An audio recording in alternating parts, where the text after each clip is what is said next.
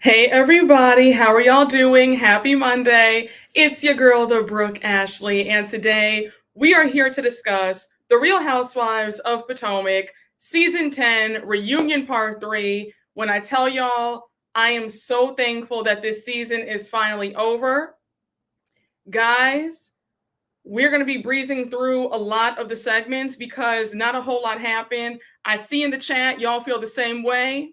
Yeah, yeah. Bravo, Andy. I think that you guys dropped the ball a lot. Let me start off by saying we skipped through a lot of really good moments.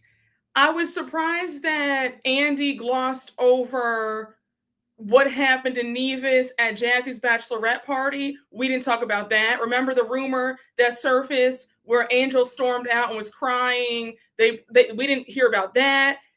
They spent 2 minutes on the Colorado trip. Just, you guys dropped the ball. In my opinion, part one was the best part for me. Parts 2 and 3 were a bust. The best part of this last part was Andy's questioning of Wendy because everything else was a dud. Now let me say this. Ashley and Gizelle, this right here, the last 2 minutes of this part 3, this showed me that Bravo officially gave you both your warning shot. The fact that Kiarna and Wendy called out the fact that you did not receive a segment, when Kiarna said, wait, hold on, what do you mean final thoughts? Gizelle did not have her own package. We didn't see your package. That really means that you had no storyline whatsoever. And when you said it to Andy and he didn't even pay you any attention, he ignored you like you didn't say anything. I said, yeah, Gizelle, you were officially put on notice that if you don't bring anything, your time is coming to an end. Same thing with Ashley. I believe that they are both on notice that them skating through scot-free, not giving anything, the day is finally coming to an end. The day is finally, yes, they got a no sacred cows warning. They did. Kay ate that one thing. Oh, she did. Kiarna was like, hold on. Gizelle didn't have a segment. Where was her package? And Gizelle was like, wait, where was my package? I didn't get one. And Andy just was like, okay, final thoughts. And she said again, Andy, I didn't get a package. And he said, final thoughts. I said, oh, damn. This is a clear sign that Stacey is going to be the new face of Potomac. And because Stacey is such a hit and so popular and she's fresh and she's new, Gizelle and Ashley, they don't need you anymore, especially with Karen. If Karen comes back, they could actually have a full season with Karen and Stacey at the helm and Gizelle and Ashley either demoted or both gone. Or one of them demoted and the other one is gone. But baby, honey, did you see Andy's face? Andy, the way he ignored her, he was just kind of like, okay, girl, final thoughts? Babe, oh, her and Ashley were definitely put on notice. Both of their final thoughts both gave me, they were begging and pleading to keep their jobs. We'll talk about that later on. But I do want to say one more thing.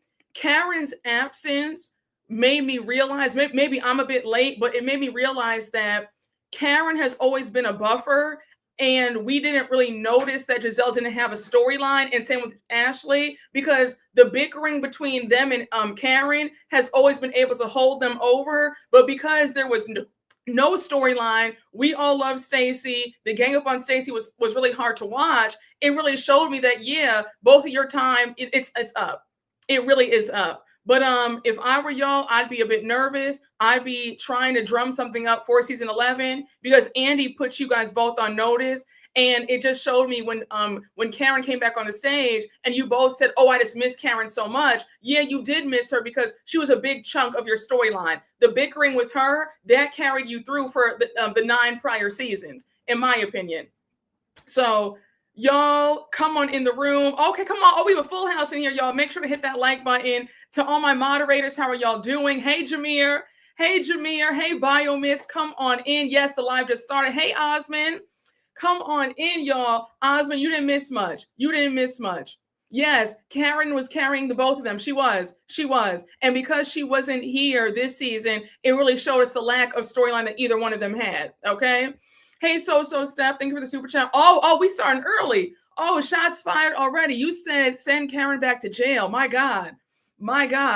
Hey, Jarrell Rogers, thank you for the super chat. There was a sadness with Wendy toward the end of the reunion that I do believe she knows she's going to do some time in jail. I agree. We're going to talk about that. Wendy's people, in my funky Daniva voice, Wendy's people. I'm not trying to fight with y'all today. I'm going to give my opinion. So don't come on here talking stupid because we have 4 moderators now. Jameer is not by himself, honey. He has help. So you will be shown the door if you try it and you act up, okay? But I come in peace. I do have my opinions on Miss Wendy, but overall, I feel very sorry for her. And that sentiment has never changed. Despite it all, I do feel sorry for Wendy. This is a really sad situation. But I have my thoughts, okay? I have my thoughts.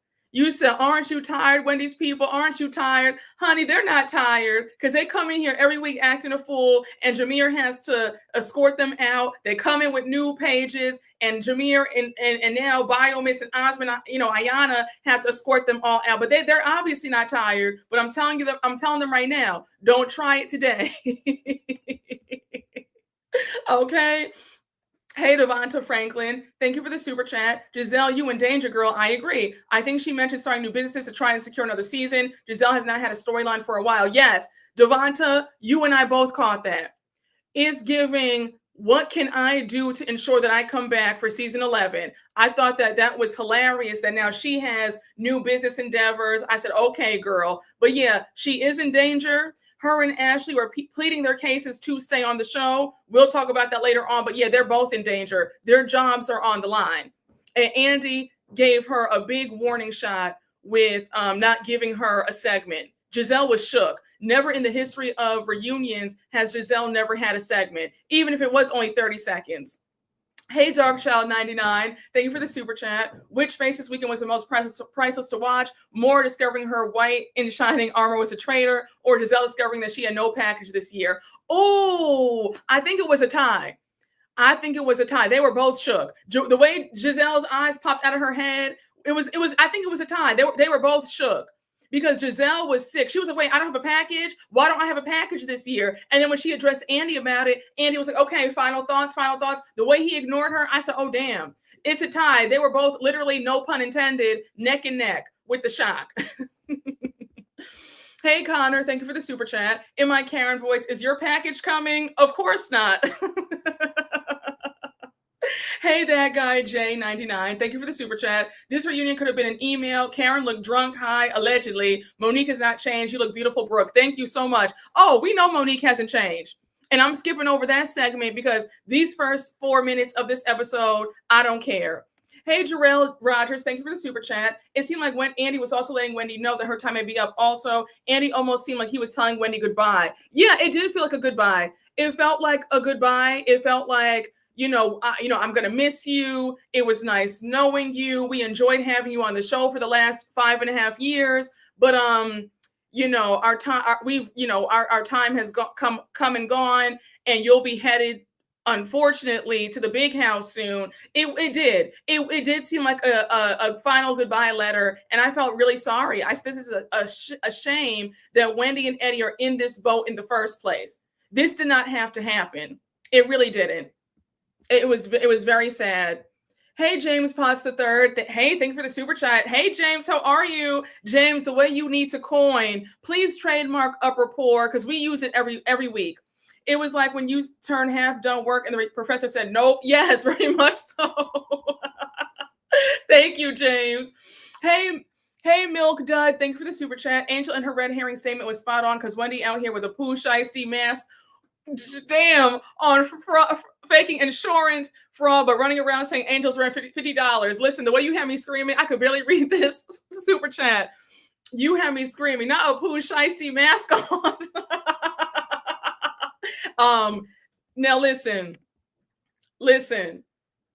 Karen might be a lot of things, but Karen told no lies when she said, Wendy, you're talking too much. We'll get into that later on. Y'all have me screaming. Okay, not a Pooh Shiesty mask on, honey. Y'all said they robbed themselves. My God, y'all said, "Damn." Oh, you know what? Let's start. Y'all, let's start. Let's just go on ahead and start. Now, y'all, I'm gonna be honest with y'all. I'm not going over this opening. I'm not. The first 5.5 minutes is this stale receipt that Monique has regarding somebody is saying that Stacey was talking to Chris. Now, mind you, they blur out Monique's phone and they bleep out what the person is saying. So we have no idea who's saying this and what they're talking about. For you to bring a receipt that we can't see or hear due to legal reasons, this was a waste of everybody's time. And I'm sorry, Andy, but you spent too much time on nonsense. This was too much stuff. This was too much time on a nothing burger. Why did we waste 5.5 minutes? This could have been better spent talking more about the Colorado trip, more about the Nevis trip. But no, y'all decided to waste 5.5 minutes on nothing. We're skipping past it. Yes, it was Monique, aka Floppiana. Oh, very much so. Very much so. We're moving on. We're not talking about it. I don't care about Chris and Chris and Stacey if they were allegedly fooling around. I don't care. Who cares? Move on. And also, I don't know why Monique was still on the stage for like for the majority of this last part. We didn't need Monique there for the next few hours. It was a waste of time. Again, Monique, you flopped. This big receipt, you wanted another binder part 2 moment, just like Heather wants another moment of receipts, proof, timeline, everything on SOC. You wanted another moment, and this flopped. No, ma'am, I don't care. We're moving on. And Monique, I'm telling you right now, if you do come back next season as a friend of or full time, which I hope not, but if you do come back in any capacity, you better leave this storyline to the wayside. Give us something else, because this ain't it. And on top of that, you, Gizelle, Ashley, and Kiarna, y'all all need to give Chris a piece of your check, because he was damn near the 9th housewife at this point. You talked about him all the time. Yeah, Monique flopped very hard. It was a chop. So anyhow, we skip past that, and now we move on to the trip segment, where we play the clips of Gizelle's Nevis trip and Angel's Colorado trip. So Ashley's like, ooh, the flashbacks of it all. So now Andy reads a viewer question saying, Gizelle, you did a great job hosting the Nevis trip, but do you regret intentionally excluding Stacey from the aspects of the trip, i.e. not embroidering her robe? Gizelle says, no regrets, but I do want to apologize for giving you a large robe. I didn't realize that it was a large. I would have given you a robe in your size, but I still would not have had your name on it. Just nasty work. You are so envious of this woman. You are so threatened by Stacey being the new face and the new hit at Bravo. You are pissed about it. You really are. And Andy can never hide his favoritism. The way he was staring at Stacey, it gave apple of his eye. She is the new flavor of the week right now. She is taking your spot, because he used to look at you like that, and you're now watching him look at somebody else like that, and it's tearing you up inside. Very sad. And also, it's just so funny how you're allowed to be shady and nasty and spiteful for no reason, but when you get that same energy returned to you, now it's a problem. Got it. So now Gizelle says, I was being shady. Come on. So Stacey says, you know what? Shade accepted. So now Andy reads a viewer question for Angel asking, why does she keep making people sit in silent circles at her events? They all laugh. Angel says, I understand now that it's not for this group. We are not the meditation sound bowl group. So Monique says, well, actually, I love sound bowls. I would have loved to have participated. So now Andy goes on to say that he did notice that there are times when they did get along. When they talk about sex, that always brings them together.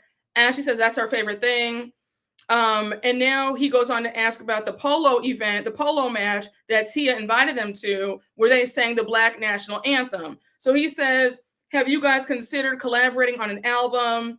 And Wendy's like, yeah, we could call us the Potomac Ponies. So now Andy Cohen's asking who is the Beyonce of this group. So Angel says it's me. Now, a quick side note, if you didn't know, Angel does know how to sing. She sings opera. Like Mama has vocals, okay? Angel, the way you had me screaming when Ashley raised her hand to say that she's the Beyonce of the group, and Angel said, girl, no, you're not. Roberta Flack called and said, don't do that. I said, the shade of it all. Ashley couldn't even say a word because she knows that she can't sing a lick. And then Stacey putting her hand down, I said, I love it. I love it. Whack her again. Get her for me. Because Ashley, you have no business and no right to get on anybody's stage and sing anything. You can't hold a tune. Okay? Yes, honey. Angel clocked in. Yeah, Angel sings opera. She knows how to sing. Okay? Yeah, she said Roberta Flack is rolling in her grave. She sure did. So we go on. Andy goes on about the potato salad that Stacey made for that horrible Potomac and Ponies party. Andy's like, was that the best potato salad you've ever had? Wendy says it wasn't the best. It wasn't bad. I've had worse. Now, this is why I have to just whack you again, Andy, because not only do we hear all throughout this reunion, let's move on, but you glossed over a lot. Why didn't we bring up that horrible spread at that Potomac and Ponies family flop day event? I mean, and people had submitted questions asking Wendy, why did you think that a half-eaten box of Popeyes was appropriate? And you didn't read them. Like I feel like for parts 2 and 3, he picked the lamest questions because that should have been asked.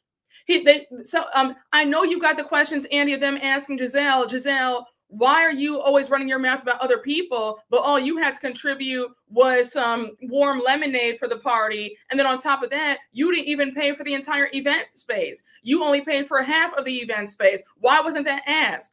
Again, y'all pick and choose what you guys want to address and what you want to gloss over, because that was horrible. Yeah, I don't play about food spreads, because honey, had that been me in that reunion seat, that would have been asked. They just glossed over that. I said, oh, okay. Because that party was a flop, a mess. No, listen, it's no shade, but I feel like Andy used to really be on top of it. And I don't know what it is. Maybe it's just after a while, your heart's not in it anymore. There's some laziness, but I feel like Andy's heart isn't in it the way it used to be. I really do. It was just every single question, every single segment was, all right, let's move on. He was so over it. And you can always tell when somebody's over and their heart's not in it. He's giving us 50%, I feel. We're not getting the full 100% from him. And that's not fair to us as the viewer. We all submit really great questions to talk about different things that happen, and we gloss over 90% of what happened to only focus on maybe 2 or 3% of what happened in the season. Why do we need to watch the reunion then if we're not going to be satisfied as viewers? This was a waste of our time. Part 2 was spent on nothing. Honey, his heart and head were not in it at all, honey. He wasn't in it at all. Yes, even at the Traders reunion, I agree. Yes, you said Andy was on break for parts 2 and 3. No, he was. Listen, I don't know. It's like he didn't do his homework. I agree. Yes, why make it 3 parts if he's not going to dig? You're not going to dig into things. I agree. You said, listen, I'll take Andy's place at the reunion. Wendy, I noticed you unfollowed the Brooke Ashley on Instagram. What was your reasoning? Steven, don't do this. Listen, child, we don't want to have Wendy's people coming in, storming this chat, talking stupid. And you know she'd be rolling her eyes and wouldn't even she wouldn't even answer the question. Yes, honey, he's just there for the check. He's just here for the check. If your heart isn't in it, why can't you tell me so? Because he wants that check like Peach Spirit just said. Oh my gosh. This reunion was a flop like Monique's triangle pointed gown, okay? Listen, honey. Steven is in the world of journalism, okay? Yes, and he needs to stop being the host. He's been consistently lacking across all the franchises. I agree. I agree. I felt for Salt Lake City, he was okay, moving on. We didn't touch on anything. It's giving, I'm here to get my money, get my bonus, and move on to the next thing. But his heart is not in it like it used to be. We're glossing over major things and focusing on nothing. Yeah, listen, honey, I want my time back. You said the burglar unfollowed Brooke. Oh no. Oh, y'all better stop. Monique up there looking like an 8th grade geometry question. Child, I would have asked Wendy why wasn't there roof grit on the toilet? Does Andy even watch the shows anymore? Well, okay, so I've heard that he'll watch like the first few episodes, and then when it's time before their reunion, he'll be sent the rest of the episodes, and he'll watch them on the plane on his way to the reunion if it's not in New York, or he'll just watch them at home and he'll be caught up like that. But in my opinion, that's not the best way to do things, because when you're rush watching stuff, you miss little things that happen. So I think that he needs to start watching weekly like the rest of us, and not just watching the first 2 episodes and then catching up on 15 episodes in one sitting. That doesn't help anybody, in my opinion. He's probably close to burnout. I agree. Yeah, he's not invested. Yes, he should watch it. I agree. Watch it weekly, because when you have to watch, you have to binge watch 12 episodes at a time before you sit down and talk about it at the reunion, you're going to miss out on a lot of things. It's just not the same, in my opinion. It's giving watch it weekly and then do a rewatch just to, touch up, in my opinion. So you said so he doesn't. I'm screaming. Oh, well, I didn't know that. Yeah, he admitted that a while ago. He'll watch, like when he films Beverly Hills, when he does a Beverly Hills reunion, he'll watch like the last 6 or 7 episodes on the plane there. And I said, well, I mean, that's like I don't know. You can't really, it doesn't really soak in the way it needs to when you do it like that, in my opinion. So, child, yes, it's giving an overview. He doesn't even know the material. I agree. You said he's devolved into a mercurial nature. Andy was saying moving right along the entire time. I agree. So, yes, he used to be so tickled, gagged, and invested at the reunions. I agree. So, child, it is late. Yeah, he's watching on 10 times speed. Oh my gosh.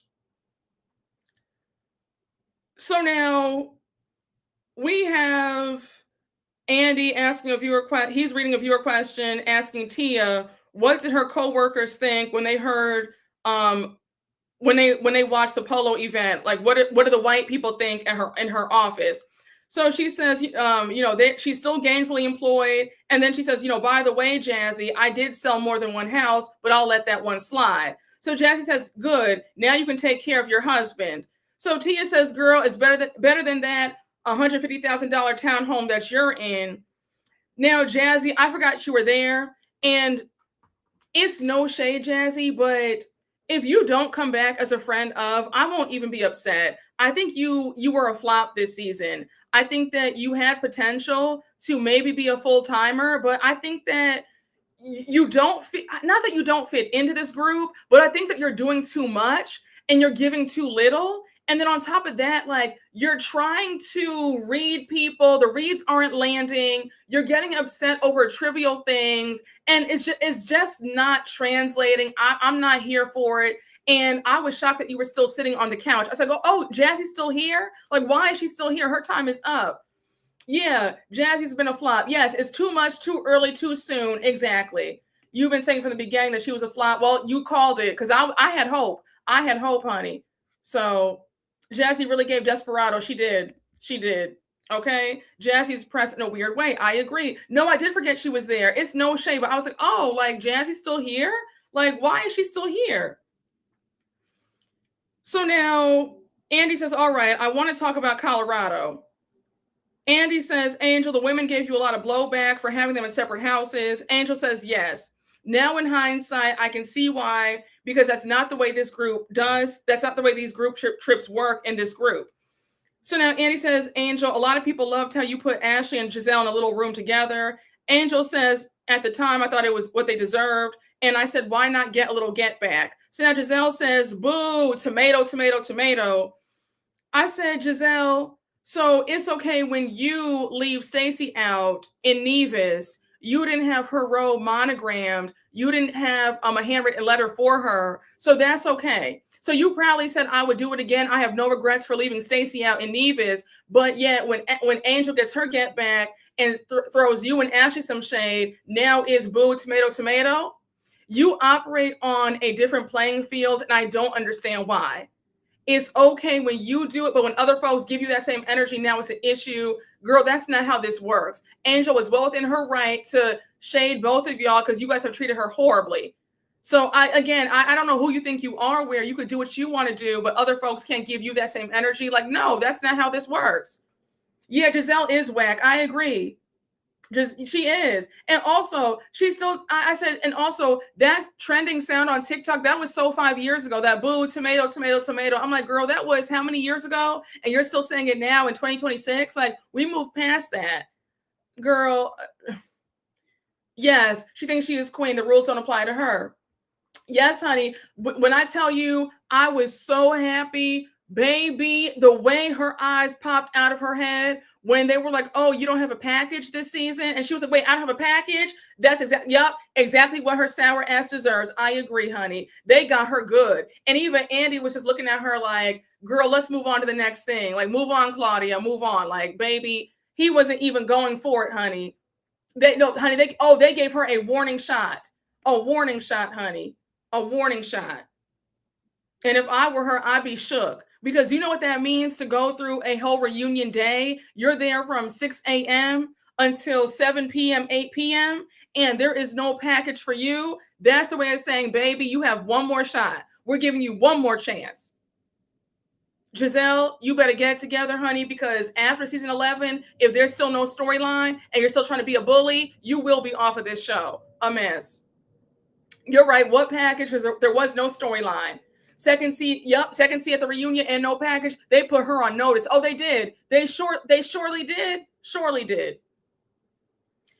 So now that, you know what, you're right. That actually might have been a first because I've never seen someone second chair with no package either. That usually happens to the girls like Whitney Rose on SLC, who's at the end of the couch. That's for the end of the couch girls who are already on notice, like Emily and Gina, they get those no packages, right, on OC. But for you to be one of these stars, one of the OGs, second chair, and there's no package, I'd be nervous. The saxophone was playing that all in that heifer's ear. They sure were. Yes, honey, she got 30 seconds. Oh, one of y'all said, what does it mean? What's a package? That's what they refer to it as, their segment. You know how they'll play your segment of what happened with you over the season? They call that a package. So she had no package this season. A mess. Yes, that shouldn't be happening for somebody who's one of the stars of the show. Exactly. Okay. So now Andy goes on to ask, Gizelle, you attempted to take over the trip when the no water issues persisted. Gizelle says, absolutely. Andy's like, does anybody think that Gizelle was overstepping Angel? Kiarna raises her hand and says, yes, I did. So Giselle's like, of course you would, Kiarna. Of course you would. Kiarna's like, girl, that's just how I feel. So now Kiarna says, let me just say this. I've been on other group trips with this group, and there have been mishaps. So Gizelle says, name me a mishap on one of the trips. Kiarna says, well, think about back to season 8 when I was on the trip to, we're in Dominican Republic. I had mold in my room, and I had to move in the middle of the night. So Giselle's like, no, sorry, no water trumps you having mold. I said, girl, why can't you ever acknowledge when somebody else has had some struggles as well? It's not a competition of who's had a worse trip. Kiarna is valid in saying, let's not do too much on Angel, because I too have been on bad trips with this group where there was mold in my room and y'all didn't give a damn. So don't act like Angel was the worst host. Now, a quick side note. Yes, mold is very serious. Let's talk about it. Mold is very serious. On top of that, yes, mold is deadly. Exactly. You said I'm highly allergic to mold. I'd rather have no water. Listen, let me say this. Greg. Andy, I was shocked that you did not address the hiccup between Gizelle and Kiana earlier this season. We all remember what happened. Kiana revealed that she still had some resentment about what happened in season 8, the attack from Ashley's horrible friend, and her and Gizelle got into it. Remember that? The fact that that was not addressed, and there's obviously still some lingering tension between Gizelle and Kiana present day. The way Gizelle said, "Oh, of course you would, Kiana." There's still some anger there. The fact that that was not addressed is a shame. Again, I can think of 10 things that weren't addressed that should have been. That whole dust up between Gizelle and Kiana, the mess that happened with Angel at Jackie's bachelorette party, with the rumor coming out about Angel and how she got with her husband Bobby. Also, why didn't we address Wendy running her mouth about the rent situation, saying that Angel wanted to rent her house for only $1,000? When I tell you, they glossed over so many things. I mean, I'm in shock. Yes, so many hot topics were overlooked. I agree. Yes, oh my gosh, yes. Wendy and Gizelle talking about Angel dropped out of school, doesn't have her degree. We skipped over hot stuff to talk about nothing, and I'm pissed off about that. I really am. I feel like I don't feel satisfied. I don't feel satiated. I'm still hungry. You gave me a half of a Ritz cracker and a little drop of hummus and told me, okay, that's the meal. I'm starving. This was barely a first course meal. I don't know what this was. Yes, we didn't talk about Eviction Gate. Like that was one of the major storylines of the season. We talked about Eviction Gate for the last 7 episodes. So how do we not address that? Andy, respectfully, if you want the reunions, if you want Housewives to still succeed, you have to do your due diligence. You dropped the ball. We talked about maybe 10% of what happened this season. I'm not happy with this. I'm not. Yes, they were pressed to get Karen out of here. In my opinion, we were better off having a 4-part reunion and having it all dedicated to Karen and Wendy, because we glossed over the vast majority of what went down, and it's unacceptable. Sorry. How do you gloss over a major storyline? Yes, honey, yes. Check, please send my plate back. I agree. It was a here damn reunion. I agree. They rushed this reunion. They did. I don't think he cares anymore. No, I agree with that. We didn't even talk about Angel storming off when they were all on vacation. And yes, that was at Jazzy's bachelorette party when they were doing the whole bachelorette, and they brought it up, and then Angel Angel started crying and the whole party was over. We didn't talk about any of that. We didn't talk about the dust up between Kiana and Gizelle. None of that. He skipped over a lot of stuff that we wanted to talk about. I don't know. You said Andy has no interest in this franchise and the viewers see it. Andy needs to retire. No tea, no shade. Well, don't tell him that, because he did the Call Me Daddy podcast a few months ago, and she brought that up. She was like, "Oh, would you ever think about retiring?" And he got so mad. He literally recoiled in his seat. He was like, "Oh no, don't put me out to pasture just yet. I still have a lot of juice in the tank." I just said, "Child, if you want to still keep the title, then you need to do the job correctly, respectfully." Honey, I'm tired. I'm really tired. You barely finished the 3rd part. It was so dry. It was dry. It was. And he's going to be like Joy Behar. He's going to be here past his 80s like Joy on The View. No, for real. For real. I agree. Listen, Andy, please watch the show. Do your due diligence. Take the right notes. Ask the right questions. When you have thousands of viewers all on social media submitting really good questions, and you only use maybe 2% of them, that's just not right. And folks were sending in great questions about all of what I'm talking about, and you didn't read any of them. We didn't even talk about any of it. So now we have Angel apologizing again. Gizelle says, but we didn't get that at the time. Gizelle, that's a lie. Angel apologized to you profusely. You just want to be angry. You're one of those people where when you don't like somebody, they can do nothing right, okay? The woman keeps apologizing. Angel, for the last time, stop apologizing. You said it already 100 times. It's enough. With Gizelle, you can't win for losing. So let her think what she wants to think and move on. So now, Angel says, also, I wasn't on the text thread either. The only reason why I knew what was happening was because I called Jazzy and she informed me about how you guys were doing.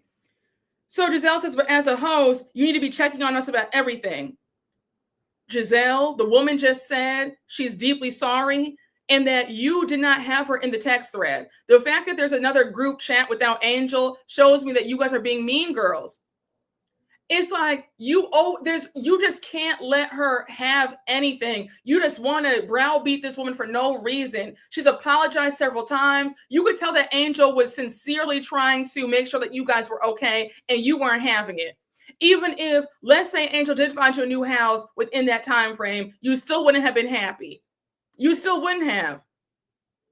Yes, if you have an issue, yes, why wouldn't you reach out? Exactly. Nothing's good enough for Gizelle. Exactly. You can't win with her. You can't win with her.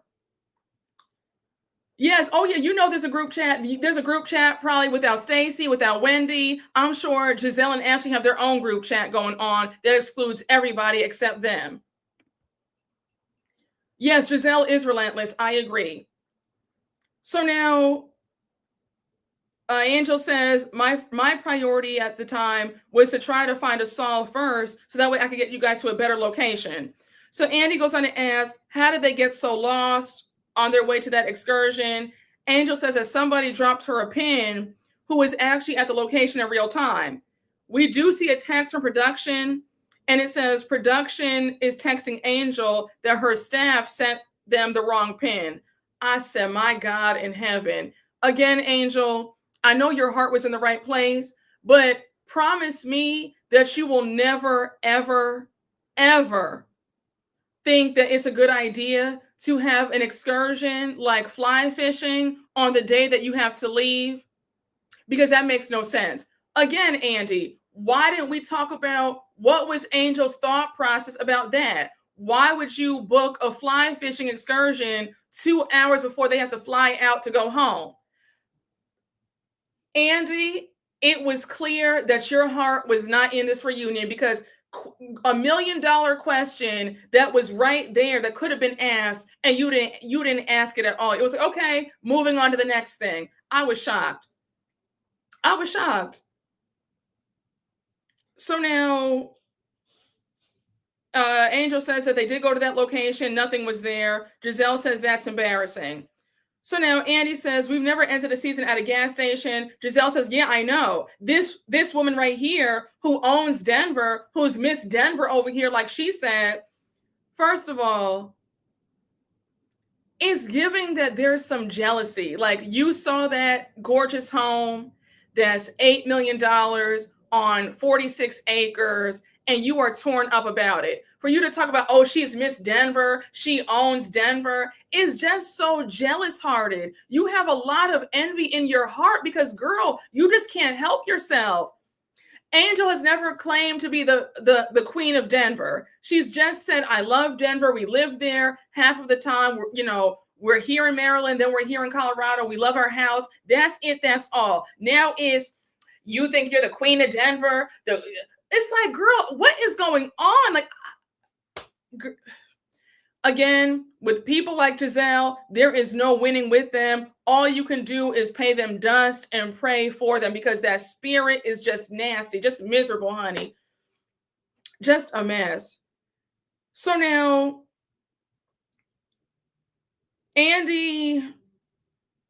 Angel says, one, I never said that I own Denver, and I'm sitting here now, and I don't deserve this flag because I've taken accountability for what's gone wrong. Upon reflection, I would definitely do things differently. And again, Angel, you said your piece, you've apologized, let it go. Don't keep allowing Gizelle to browbeat you over an issue that you've apologized for a million times already. When it comes to Gizelle, she will never be happy with whatever you do. That's it, and that's all. So now Andy dismisses Jazzy. Again, I forgot that she was there. And now we take a break. So we have Karen entering the building. Now I have to say, Karen looked good. Karen came through, walked in with the fur coat, her team behind her. That hair was perfectly done, perfectly coiffed. I said, oh, giving old Hollywood glamour. I said, Karen looked good. I can always give the girls their 10s. Karen looked good. I said, give the woman her 10s, because the way she walked into that building was something. I said, I know that's right. So we cut back to everybody on stage. They're adjusting in their seats because Karen is coming, and Karen is going to be first chair now. So they all have to scoot down. So Ashley, remember, when Karen got out of jail, Andy filmed that the week after she left jail, and the one-on-one special with Karen, right? He filmed that a week after she was out. We saw that one-on-one sit down a few weeks ago. Because they were going to talk about it at the reunion, they saw the screener a lot earlier than we did. So Ashley brings up how they saw the one-on-one sit down, and Ashley says, I thought you guys did a great job in that one-on-one with Karen. So Andy says, oh, great. What did you think? So Kiana says, yeah, it was so good. So Gizelle says, I agree. You were tough on her, and I think that was great. Gizelle goes on to say, I used to be very concerned about Karen when she'd be out and about in these streets. I think, unfortunately, what happened to her is what she needed.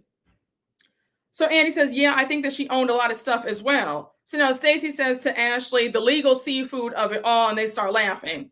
So now we see Karen come out on stage. She gives Andy a big hug. Again, I thought Karen looked good. That ponytail, she looked good. The dress was sexy. I thought she looked good. One of her best looks, in my opinion. So she says hello to everybody. She says, you guys all look beautiful. She sits down. Now, again, why was Monique still here? Why was Monique still here? Monique, you gave us nothing. You said a bunch of nothing. That receipt was nothing. Why was Monique still on that couch? Somebody let me know, please. Somebody let me know, please. Because again, I was like, oh, she's still here? Why wasn't she dismissed like Jazzy? Y'all said Karen was still lit. Child. Monique Thug Mrs. can go, okay? I guess to reunite with Karen. I didn't care to see it. And that little emotional moment that she had was so fake, trying to give Viola Davis realness with that crying. I said, girl, stop. Please stop. Don't get me started on Monique, child. Yeah, it was a performance, all right, honey. It was a performance. Monique in that trapezoid dress she had on need to scram. I agree. So now she goes on to ask if they've been behaving. Wendy says barely. Karen says, y'all better be happy I'm back. I made it through. So Andy says, I was going to ask the ladies how it feels to have the Grand Dame back, but you've mentioned that you want to shed that moniker.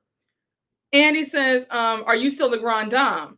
So Karen says, let's be very clear. Now, Karen, you should make some merch, because the way you say that after every sentence, you said that a million times in your one-on-one with Andy. You said it on Sherry Shepherd a handful of times. Like, you love saying, let's be clear. Like, that is Karen's baby. Put that on her tombstone, because she loves saying that. Karen, let's be very clear, Huger, okay? She lives for that phrase. Yes, let's talk about it and let's be clear. Yes, honey, the first thing she said, okay? Let's be clear. So that's how you know she's about to lie. Y'all have me screaming. Baby, when I tell you, she loves saying that. Candy Burris as well. You said, let's be sober. Candy says that too? I never noticed that. I never noticed that Candy says that as well. That needs to be her tagline. Karen, let that be your tagline for season 11. Let's be very clear. Somebody said just not ever clear. Y'all have me screaming. Y'all are on one today. So Karen says, let's be very clear. I never needed the grand dame. I'm very grateful for that. But I tried to shed it, but it's not working. So let me give the people what they want. So Andy starts laughing. Now, Karen, I'm not going to hold you. Respectfully, I don't think that that's the truth. In my humble opinion, I think that you are still tied to the moniker of the grand dame. I think that just like I talk about the other ladies who are addicted to this fame, you as well. Okay, I've spoken a lot about your arrogance over the years and the hubris of it all, and how you are one of the housewives who have really let this show go to your head. I think that as you've changed, I've given you your credit, because I do think that there has been a change, but there's still a part of me that feels like, despite you being humbled, you still need that grand dame to get out of the bed each morning, respectfully. And don't blame it on us viewers and fans wanting you to keep it, because girl, we'll go back to calling you Karen. Like, nobody's out here that pressed about calling you the grand dame, respectfully, Karen. When the show goes off, we're not paying you any mind like that, okay? Don't put this on, oh, the viewers can't let it go, so who am I to take that away from them? Babe, we will be okay calling you Karen Huger. You can't let it go. And be honest about that. And I have to be honest, Karen, that was some BS to me. You love the whole grand dame thing. It feeds your ego still. Just saying. Let's Yes, Karen has changed like 65%. I agree. The grand dame and not a dom thing. Okay. You said Karen's changes are both fake and fraud. She loves the title, honey. Loves it. Yes, most viewers don't even really call her that. They mock it. I agree. Listen, I just think that Karen is still a bit full of it. Like, Karen, stop. You don't want to give it up. You like being called the grand dame, and you can't give it up. We can. We're fine. You can't give it up. So don't put it on us. So anyhow, Andy goes on to ask her, Andy goes on to ask Gizelle and Ashley, how does it feel to have Karen back out here on stage with y'all? Gizelle says she's super excited because I don't like doing reunions without her. And Andy goes on to ask Ashley, how does she feel? Ashley says it's amazing. It feels like old times. Again, like I stated earlier in this live, you both are full of it. You know that Karen being on this show is a win-win for y'all both. Without Karen here this season, it showed me the glaring reality that you guys truly have nothing to talk about and no storylines without Karen. Karen being there has always provided you guys a buffer for not having anything going on, because the bickering back and forth between you guys, that was always comical and fun to watch. The frenemy relationship between you and Gizelle, and her and Gizelle, and her and Ashley has always been good TV, and you guys realize that. Y'all are not fooling me. Karen not being back on the show will affect y'all greatly and have you guys off the show. So you know that having Karen on benefits y'all both, and it benefits y'all's bottom lines and your bank accounts. Don't do that, because if you guys could get along without Karen, you wouldn't care about having her back on the show. But you know that she covers for y'all not having storylines, and it was painfully obvious this season that you guys have nothing going on except for Karen. That's all it is. I said, Gizelle, I know you guys are chomping at the bit to have Karen back on the show next season. Okay, listen. And on top of that, Ashley, if we're being really honest, not having Candace and Karen on hurts you doubly, because your storyline has been Candace for 4 seasons in a row.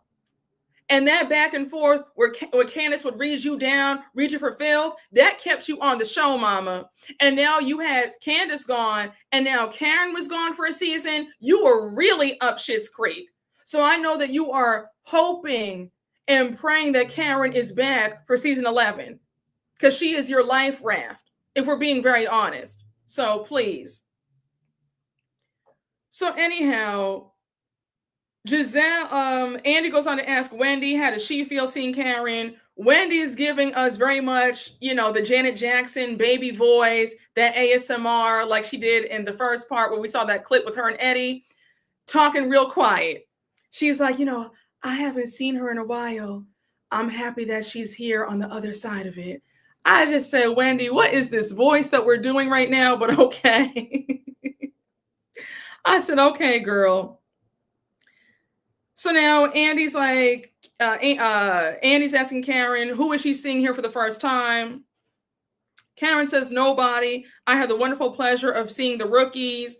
When things went left them, I'd watch and my heart would go out to them. And I wish that they would pick up the phone. I wish I could have picked up the phone and told them to tell Gizelle to go F herself, but they handled her correctly. So now Andy goes on to ask Monique.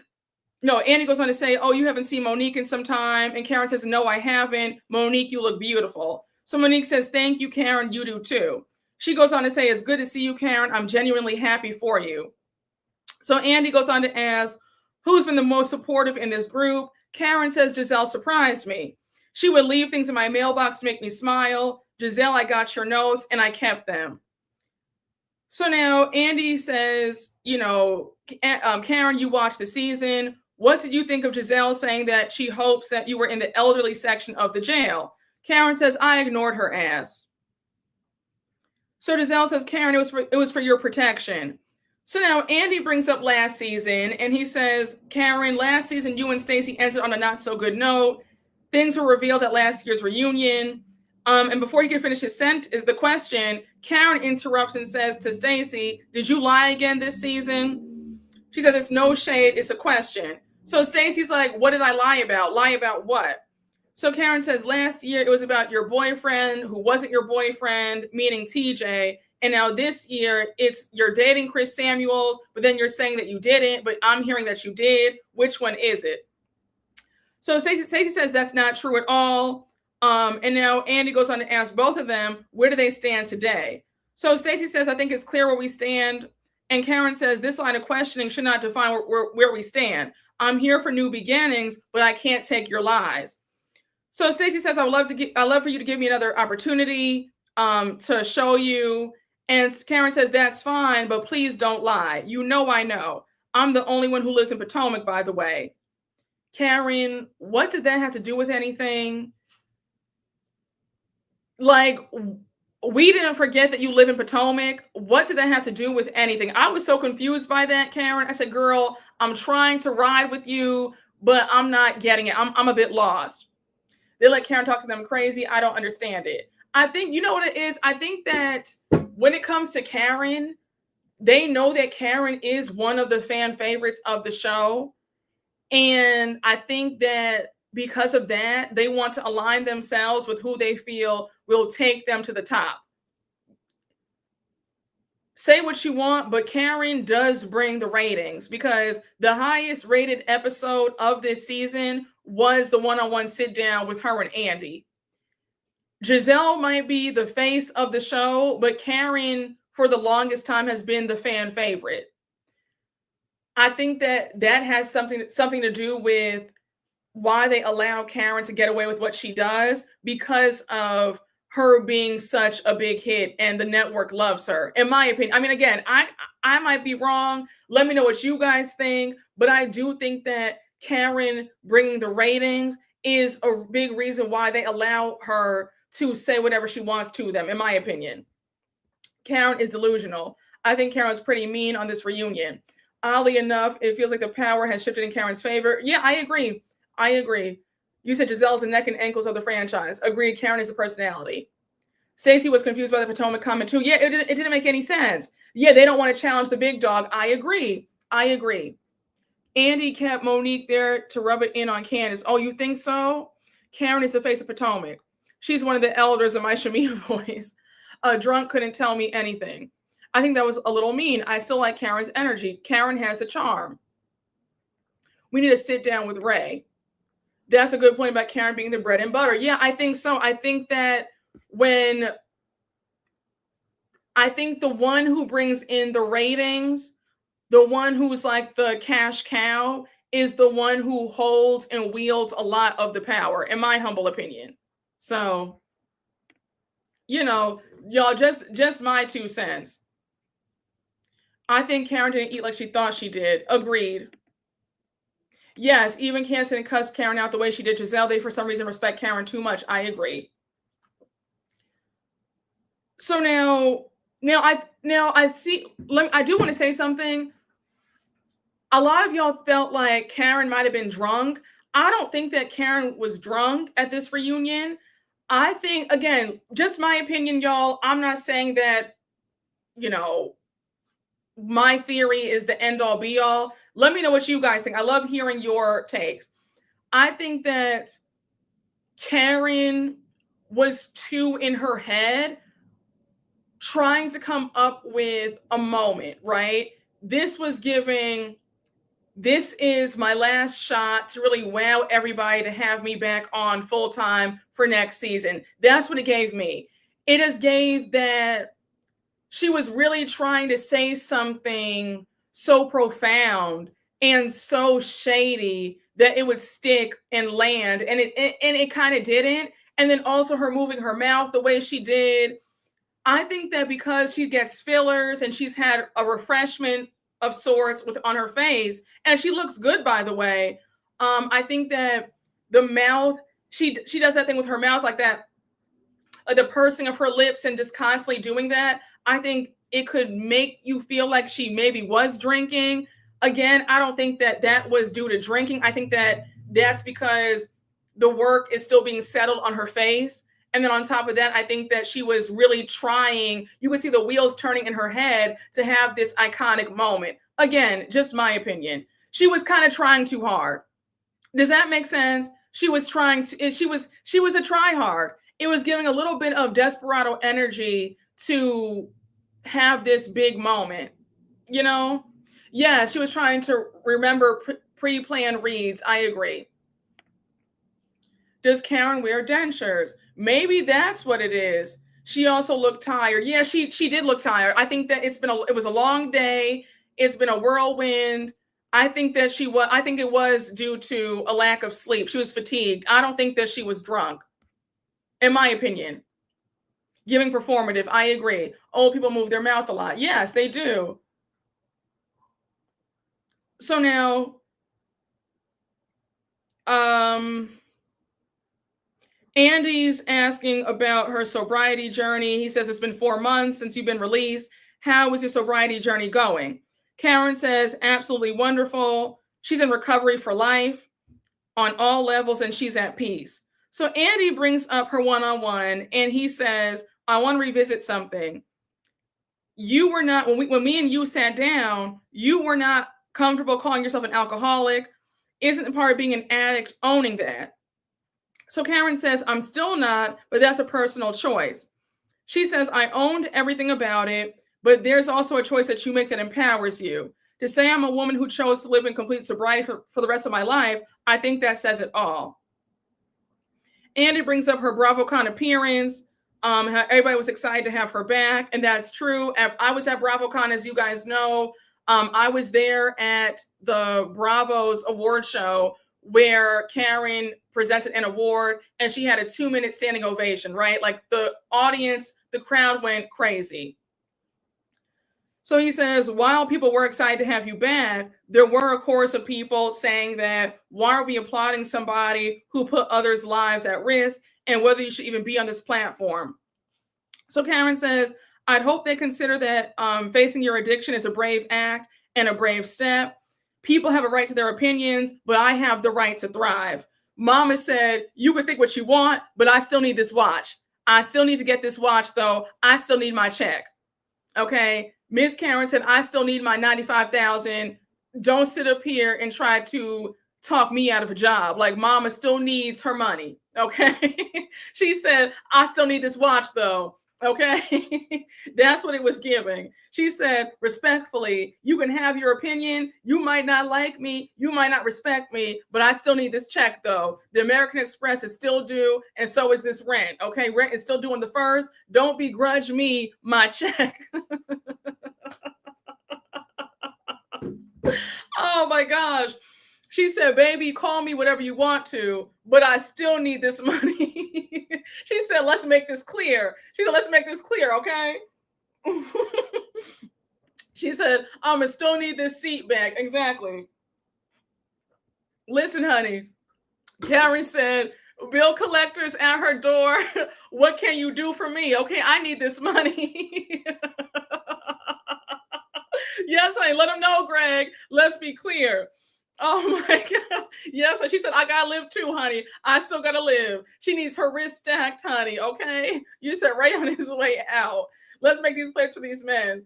Yes, honey. I need this money to keep a driver on retainer, honey. Yes, honey. The rent is due tonight.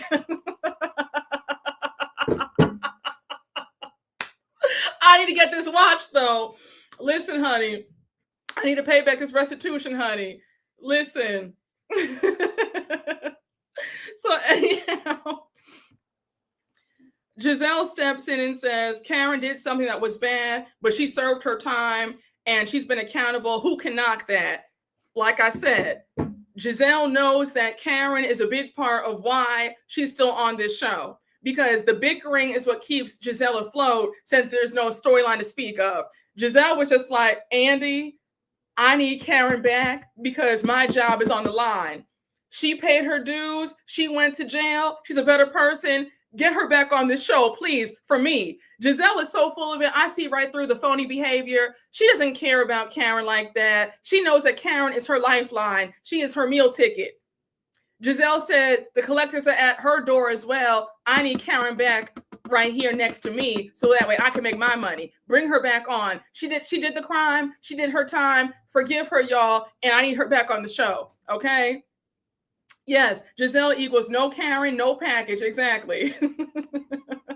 Yes, she was. Gizelle was begging and pleading for her job back. She sure was.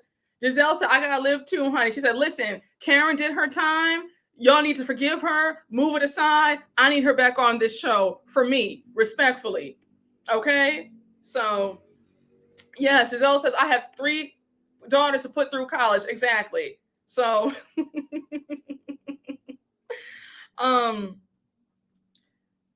so now we get to Monique. Monique, I didn't buy this. Monique, you didn't shed now one tear when you assaulted your friend for no reason in season 5. You didn't shed a tear when your pastor, your former pastor, read you for filth and told you the God's honest truth. You didn't shed one tear when that happened. But now you're shedding a tear over Karen. It gave so fake. I said, girl, stop. I said, girl, please. Monique's talking about, I just know that to know Karen is to know the walls. And I saw Karen's walls go down when her parents both passed away. And to see Karen now, to not care anymore and for her to own it. I'm just so proud of you, Karen. I'm just so proud of you. And she starts fake crying, giving us a good old Viola Davis cry. She's, oh, Karen, can somebody hand me a tissue? I'm just so emotional right now. I said, can we please move on? I said, Andy, we've moved on from other things. Why can we move on from this? This was so fake, honey. Yeah, I said, and scene. Exactly. I said, please stop. Please stop. Listen. Listen, Monique, you're crying about your check. Your check is on the line. That little check is on the line because you know that Karen always sided with you over Candace and what happened and what you did. And you know that Karen will plead for you to stay on the show. So you're saying, Karen, I need you to help me stay on and make some more money because she doesn't get any alimony or child support. Isn't that a mess? But anyhow, I know a cry for money when I see one. And that's what that was. That was a cry to please keep me on this show. Put in a good word for me, friend. Make me full-time because I need this money. That's what that cry was. I said, please stop, Monique. Please stop. I was so done. And it wasn't believable at all. I said, couldn't even squeeze a tear out. We saw tissues, but no tears. I said, okay, girl. So now Andy thanks Karen for being so candid and honest. He says, "You're doing the work at your pace. We're all proud of you." So Andy brings up that this is a group of women who kept saying how you were in denial at the last reunion. And one of the headlines of our conversation was how you were in denial. So Andy's asking Ashley if that resonated with her. Ashley says 100%. So Andy now brings up the whole story about Ashley saying that she met somebody on a train who claimed that Karen used to go to Legal Seafood every afternoon and get drunk. Karen says, yes, that was true. Thank God Ashley finally got one of her stories about me correct. She wasn't lying about that. So Andy now brings up Wendy and how Wendy told a similar story. And Andy says, you said that Wendy was lying about her story, though. Karen says, yeah, I just don't believe it. Karen says, I don't believe that anybody is talking to you about me. So Wendy says, well, you can think what you want to think, girl. Like you can believe or don't believe, but it was a random person who said it. Karen says, can you produce this person? Where are they? Again, Wendy says, it was a random person. We're on a public platform. People share things with us all the time. So now Andy brings up at the last reunion, Wendy was upset because Karen thanked everybody except her. So Wendy says, listen, you can give your flowers to whomever you choose, but I would not be truthful to myself if I didn't say that I didn't feel a sting from you not saying my name. Karen says, it's important to deal in reality, even though we're on a show. Let's be honest. You and I became distant because I felt betrayed by you when you went over to Stacey last season. So now we played last season, the flashback of the finale, and it's Stacey addressing how Karen had told her that Wendy was self-absorbed and not a girl's girl.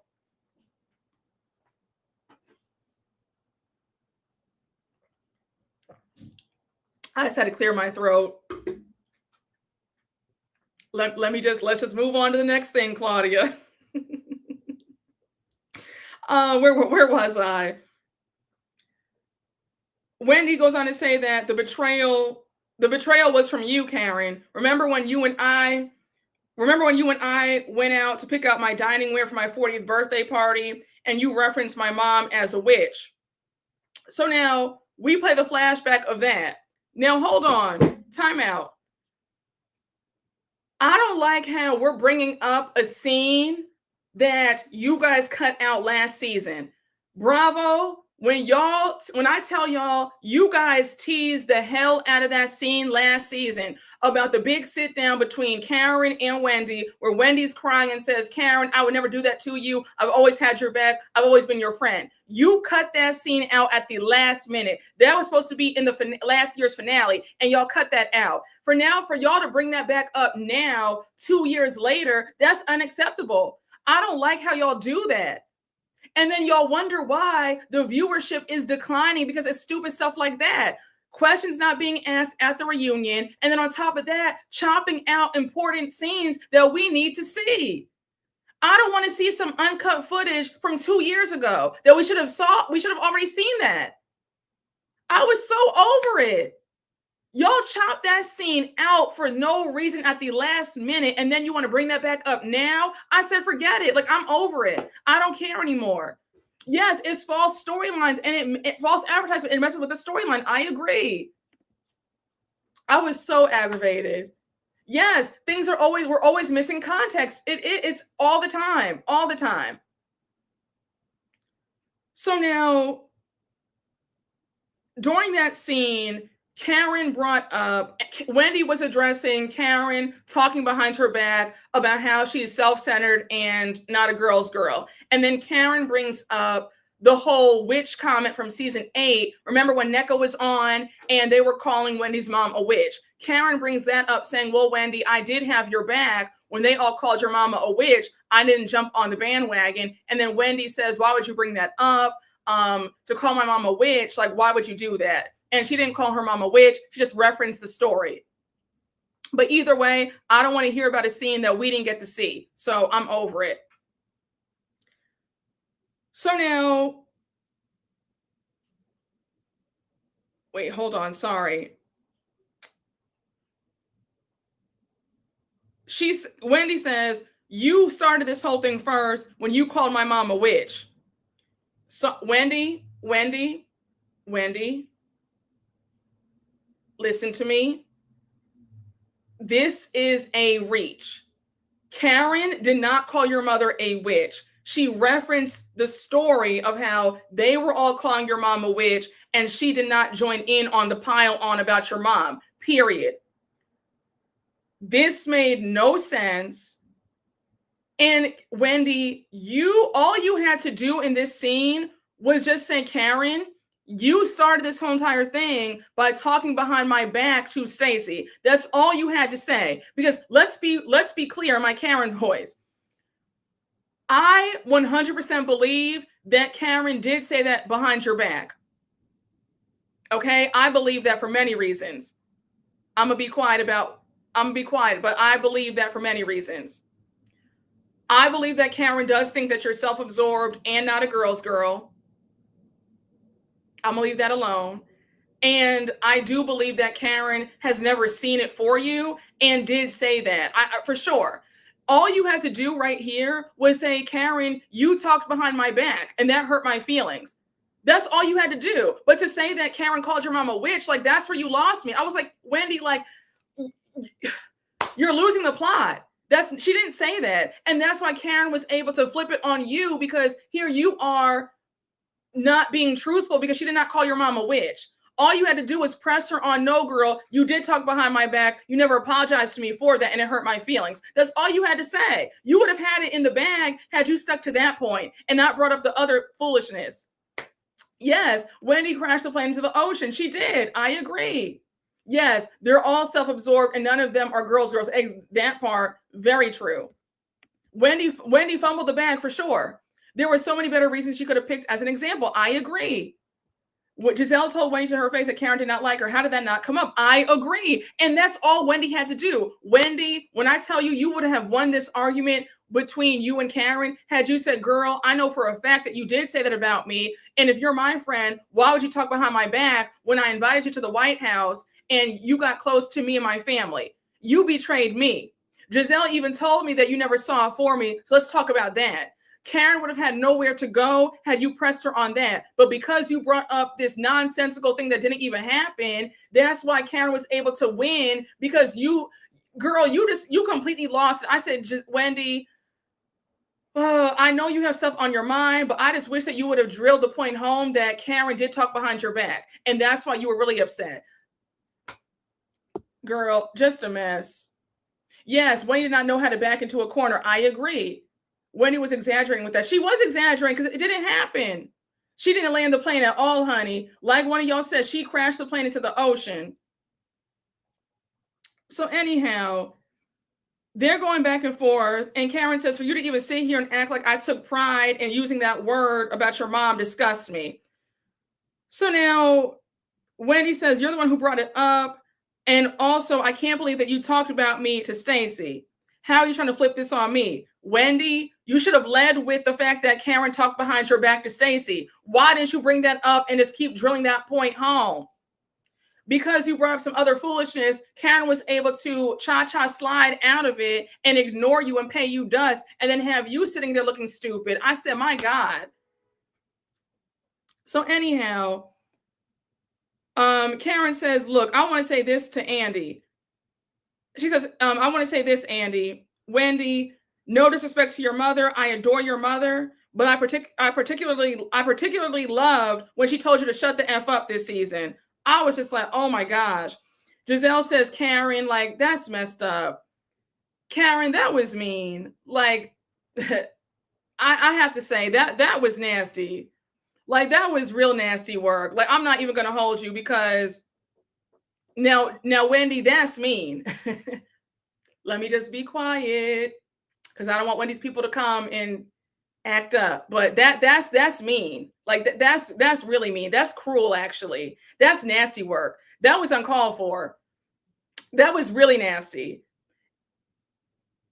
And Karen, it felt like a way for you to deflect from the fact that you did talk behind her back. Because that was just low. Like, that was real low.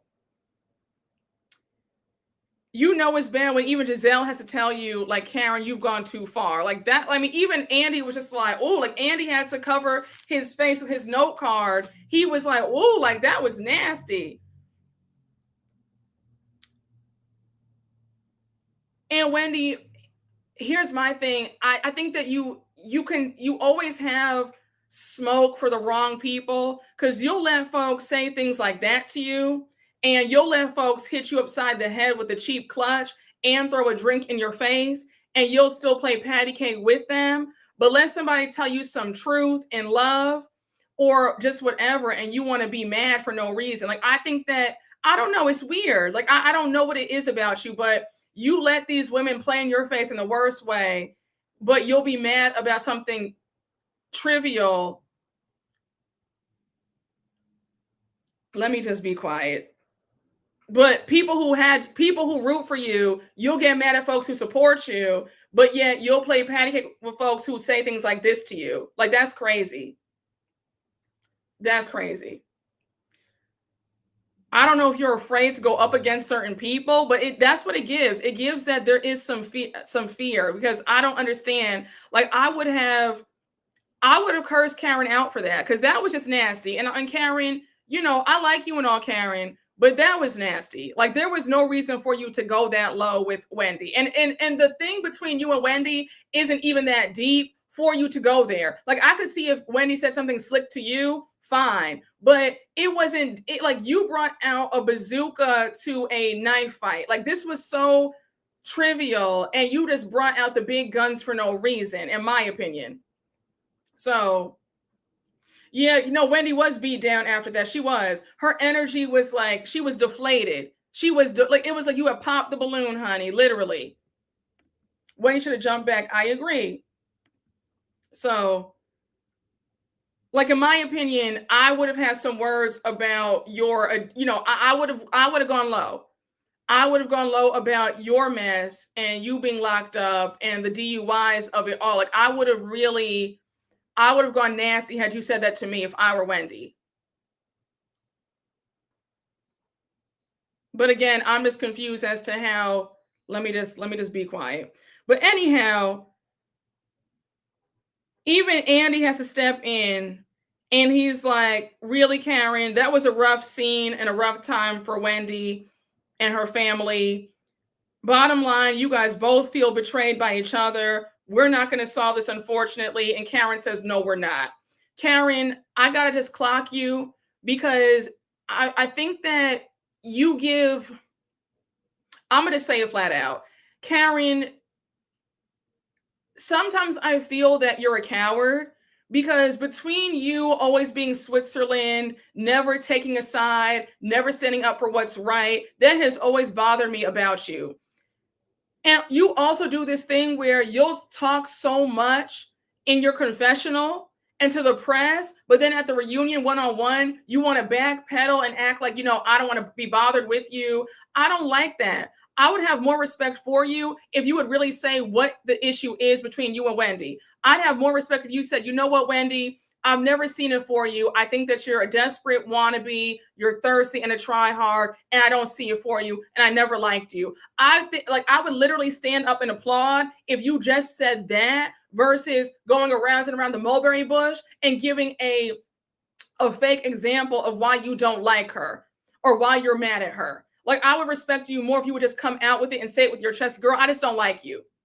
That's it, and that's all. I just don't see it for you. I always thought that you were phony and a fake and a fraud, and that's why I said what I said, and that's why I did not include you in that thank you in the video. Say that.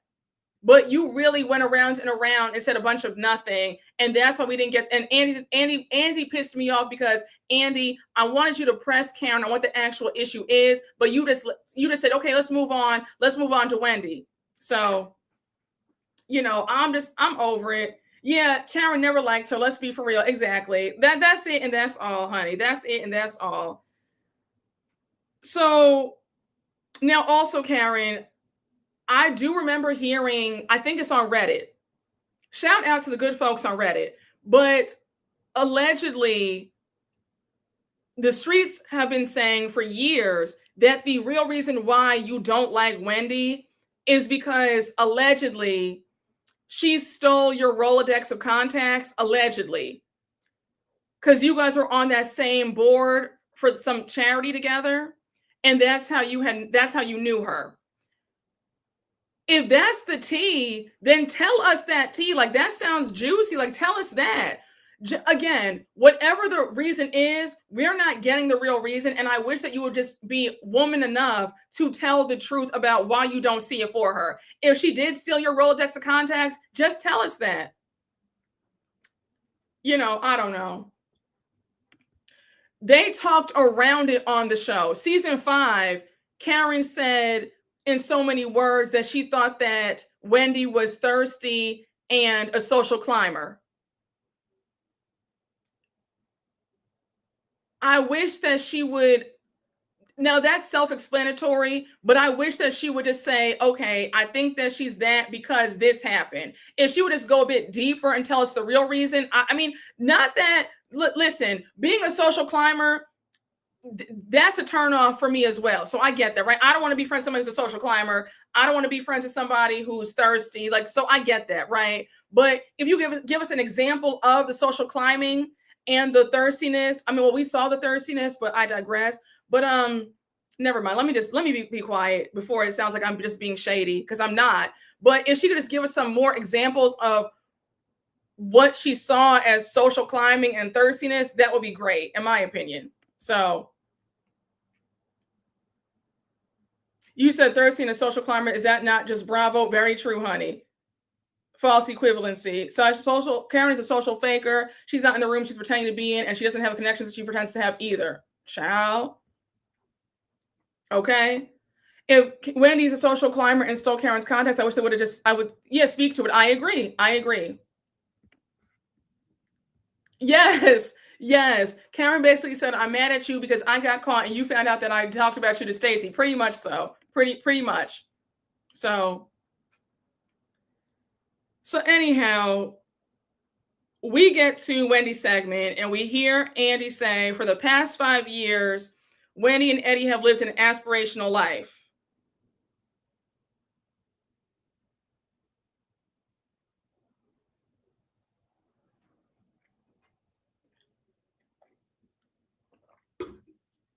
Moving on. In my Andy voice, moving on. I don't know if it was ever aspirational when they first came on. There were already reports that they were in a lot of debt when they first joined the show. It became aspirational and luxurious as time went on. After she got her first big check with Bravo, season 7, it became luxurious, but I don't know if we could say that it's been aspirational the entire time. So, but that's neither here nor there. Okay, that's neither here nor there. Now, Wendy's people, if you're going to listen, this is now Wendy's package. A quick disclaimer. If you're one of Wendy's people, feel free to log off. If you're going to stay, we have 4 mods in the chat. So if you could try it if you want to, okay? But I'm going to say my 2 cents. I'm letting you know right now. Now who's aspiring to live in Timbuktu? I'm screaming. So anyhow, Andy says, shocking news broke that turned the Osefo house upside down. They play her package, and now we see some additional clips of the group talking about it. So we see Gizelle, Ashley, and Kiarna got together talking about what happened. Gizelle says, you have all these degrees, and this isn't even a smart crime. Like, girl, what are you doing? Giselle's correct, because I'm in shock. Tia says Nigerians are stigmatized as scammers. Angel says, it seems like the allegations against me were really a red herring. I hope that justice is served. So now Andy goes on to ask Angel, what do you mean when you say that you hope justice is served? So Angel says, I hope that Wendy gets her day in court. It just shocked me because all of her indictments against me from her this season, I had become a whipping boy of sorts because she was going through something so privately and using me as a red herring. So Ashley says, I don't think that's fair to say. That's a reach. Ashley, girl, make up your mind. 1 minute you're over there reading Wendy about having multiple social security numbers, pretty much calling her a fraud, saying Zen Wen is in the pen. Now all of a sudden you're Wendy's biggest advocate. Now because you don't like Angel, you want to say, oh, that's a reach. The same way you were saying your stuff, let Angel say her stuff. And what Angel's saying isn't any worse or meaner than what you're saying.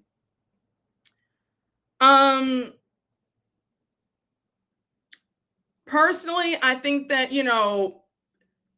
Angel felt some way because of the whole eviction stuff. Wendy running her mouth saying that she had talked to the real estate agent who said that she only wanted to pay $1,000 a month. The friction between them this season, am I surprised that Angel threw light shade? No, I'm not. It's to be expected. So in my humble opinion, I didn't feel any way about what she said because they haven't been getting along. Let's not act like somebody pisses you off. You're not gonna listen. Let's just call a thing. I'm not surprised that Angel said what she said. I'm not. So anyhow, and Ashley trying to stick up for Wendy now, it's a bit too late, too little too late. You've been making your jokes and saying your nasty digs. So girl, you're not really one to talk about what's a reach and what's not. Just saying. So anyhow, Andy goes on to ask Wendy, what did she have to say about what the women said about her in the package? Wendy shrugs. She says the past 3 to 4 months have been hell for her and her family. When you've hit rock bottom, people's opinions of you don't pierce you anymore. That's very true. You do come to a point where you just don't care anymore. You can't care anymore. And that's good that she does have that attitude because honestly, she has bigger fish to fry. So I get it. You can't worry about what everybody's saying. So now she goes on, Andy brings up Gizelle, Kiana, and Ashley's conversation. And he says, the three of y'all did not come across as concerned friends in that clip that we just saw. Do you guys stand by everything that you said? Kiana says, I stand by what I said. I was genuinely shocked when I heard about it. When I think about our dynamic this season, I think she already knew that she was going through this. And a lot of our relationships suffered because Wendy knew she was going through this. Again, I'm here for a woman who stands 10 toes down and says, I said it. It is what it is. And I wish Karen would do the same versus backpedaling and saying a bunch of word salad. So Gizelle says, I felt the exact opposite. I don't feel like this is something that Wendy knew. Me and Wendy have worked hard to get to a good place. My heart goes out to your children first and foremost. Then she goes on to say, I can't remember if it was before or after your break-in, but that conversation that we had last season where you said that Eddie paid all the bills, and I said, no, you need to know these things. Now, listen, I've been shouting that theory from the rooftops. I have been saying, when Wendy said that last season, for all of y'all, you guys, all of y'all who've been watching me for a long time, remember last season when that scene came up and they were out on a rooftop and Wendy was trying to play all cutesy and demure, talking about, oh, I don't know anything about the bills. I don't know who pays the mortgage. Eddie handles all that. I don't even know how to pay the light bill.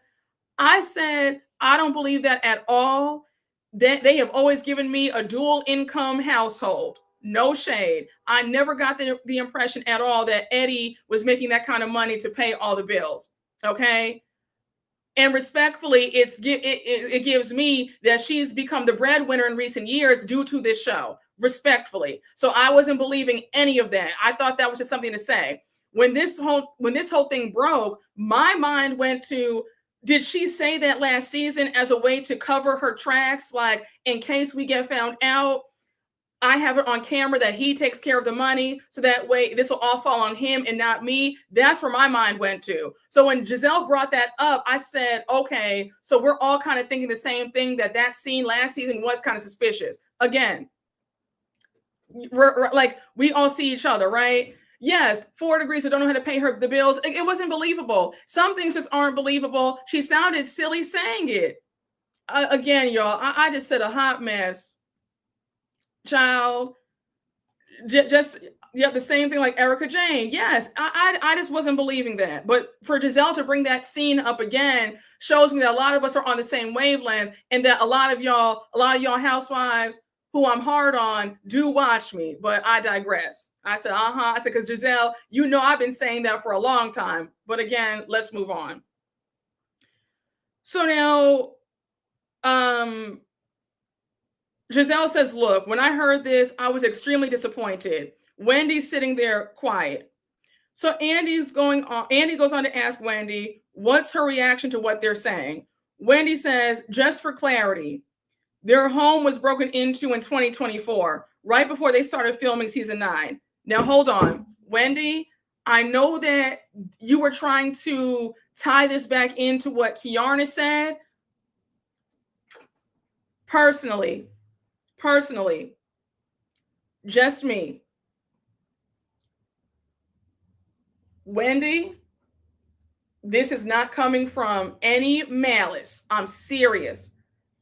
In my opinion, I don't think that you should have brought up that robbery.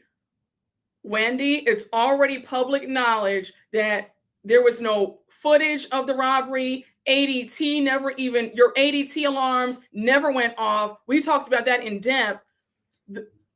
Your neighbors didn't see anything. There hasn't been a robbery in over 65 years in your neighborhood. For you to bring up this robbery again, the police said in the police report, there were no footsteps, there was no, hair, nothing. Nothing was damaged, only a flipped over mattress and some clothes thrown on the floor. For you to bring up this robbery, I said, Wendy, if I were you, I would shut up. I don't know what possessed you to even bring it up in this story. I'm sorry, Wendy. This story didn't make any sense. I was cringing. Wendy, I'm sorry. This was foolish. She says, right before they started filming season 9, they came back from their family vacation. Her kids go upstairs, and she says, our daughter Cameron says, Zoe made a mess. Zoe's their dog. She says, I said, why is she saying this? Because we always take our dog to the doggy hotel when we go away. So she says, Eddie goes upstairs and he's like, what is Cameron talking about? He runs downstairs and says, baby, I think something happened. So we call 911.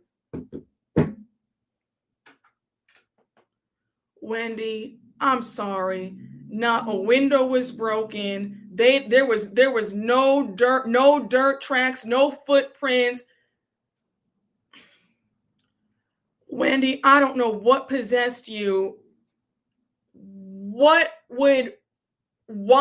did you think this made sense to tell this story of this robbery? Child, I was floored. And you kept going. And at one point I said, Wendy, be quiet. I literally hollered at the TV and I was like, Wendy, this isn't a good look. Shut up. Stop talking. This story of this robbery makes no sense.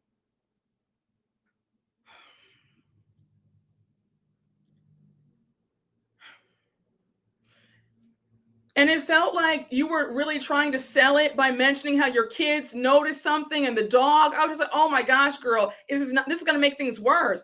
And also, the timing isn't lost on me that this aired 3 days before your next court hearing. Your next court hearing is this Wednesday, March 4th.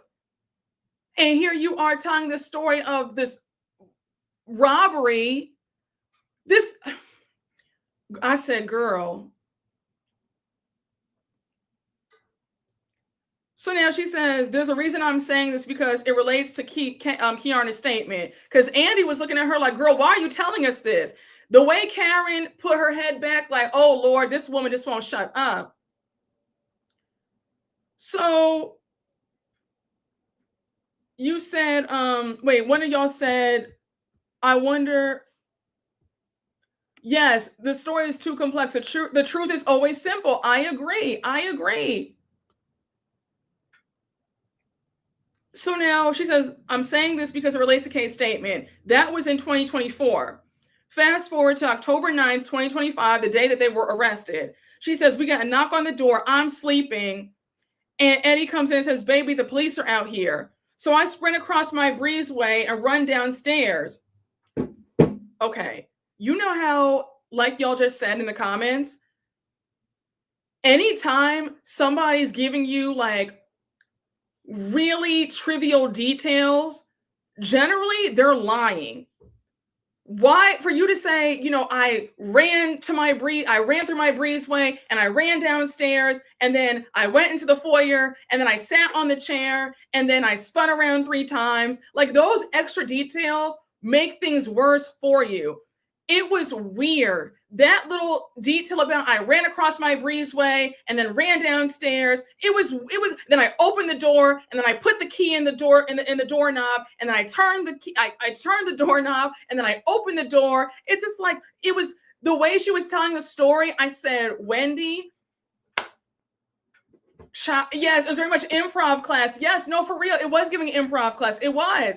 Yes, too many details give liar. Yeah, I ran down to the breezeway, my velvet nightgown glowing in the air ever so elegantly. Y'all better stop it. No, for real. That's what it gave. It was really weird. It was like a script. Chatty Patty behavior can be a tell. Yes. Child, you said SOS. Dorothy, you had me screaming. When people give you the info you didn't ask for, they're lying. Agreed. You said the breezeway gave me, what did you say? A breezeway gave me a slow-mo run in a negligee. Karen was fed up. I think Wendy knows his curtains and she's sticking to this story, hoping her lawyer can make it sound believable. It is giving that. I said, what a mess, Wendy. What a mess. So now she says, you know, as I'm sprinting down the stairway, going into the breezeway, about to open the door, you know, I say, where are my kids? Are my kids okay? I said, Wendy, what is this story? If I heard breezeway and downstairs and spiral staircase, I was like, girl, enough. Yes, breezeway is so specific. Yes, no, for real. Listen, it is very Southern. I was screaming. It was like, no, for real. It was just like, as I ran down to the breezeway and I ran down the stairs and I opened the door and oh my goodness, I said, oh, where are the kids? Are the kids okay? Has anybody seen the kids? Have you checked on the kids? The kids. Now you just said that the kids were with your parent, with your mom and sister. Now all of a sudden you're saying, are the kids in their rooms? Where are the kids? And where's the dog? And then Zoe came around and barked 3 times and the police opened the door and I said, oh my goodness. I was like, this whole story was weird. It was just, yes, it was giving audition. Yet, honey, I don't know what this story was. Wendy was really putting on, aggravating my nerves. My nerves were shot, honey. My nerves were shot. It was giving daytime soap opera, Days of Our Lives. As I ran down the breezeway and opened the door, and then he whisked me into his arms, and we asked, where are the kids? And he said, of course the kids aren't here, you silly goose. They're with your mom and sister. And I said, oh my goodness, the kids. And then Eddie shouted, the police are at the door. And then he opened the door, and the police came and got us and handcuffed us. And we both said, where are the children? Where are the kids? The kids. The kids, I say, the kids.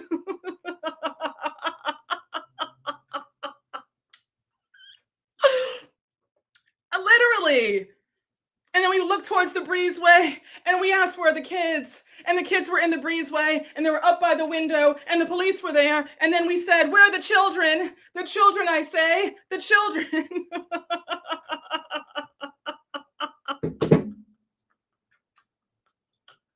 That's going to be my new vocal stem, the breezeway and the kids. If you hear me just blurt out, the kids, where are the kids? The kids and the breezeway and the door and the police.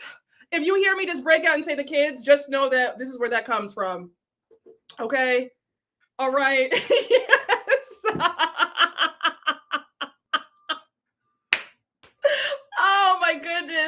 I'm so sorry. I don't know what came over me. The kids came over me. I tell you, the kids in the breezeway, in the door, and the police, and Eddie, and Happy Eddie.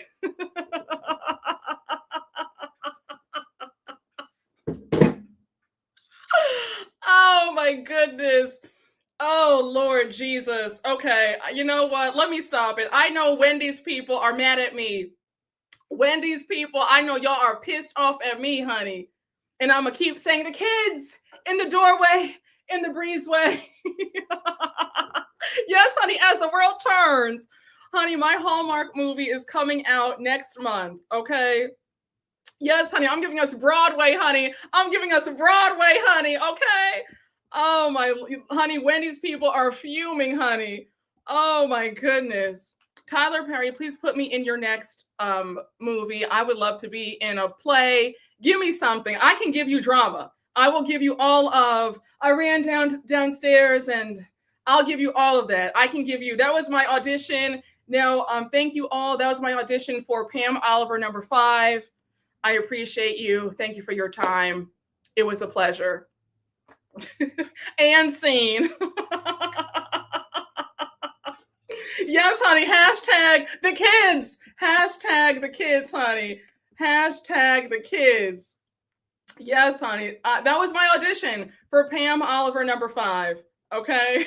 Yes, the kids are going to be yes, the equivalent to Arabella is Alexander Rogers. Yes, very much so.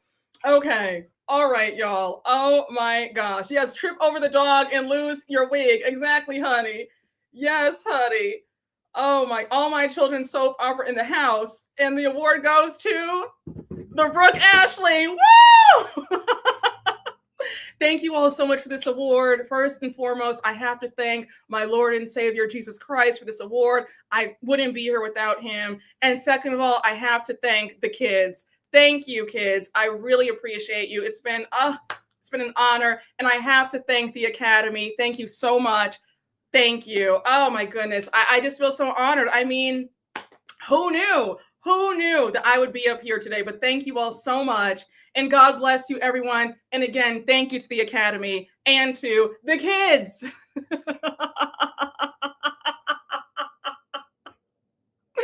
Oh my goodness. Okay, let me stop. Let's move on. We have new lore every time we do a live. Okay. Yes, I have to thank the Breezeway. Oh my gosh.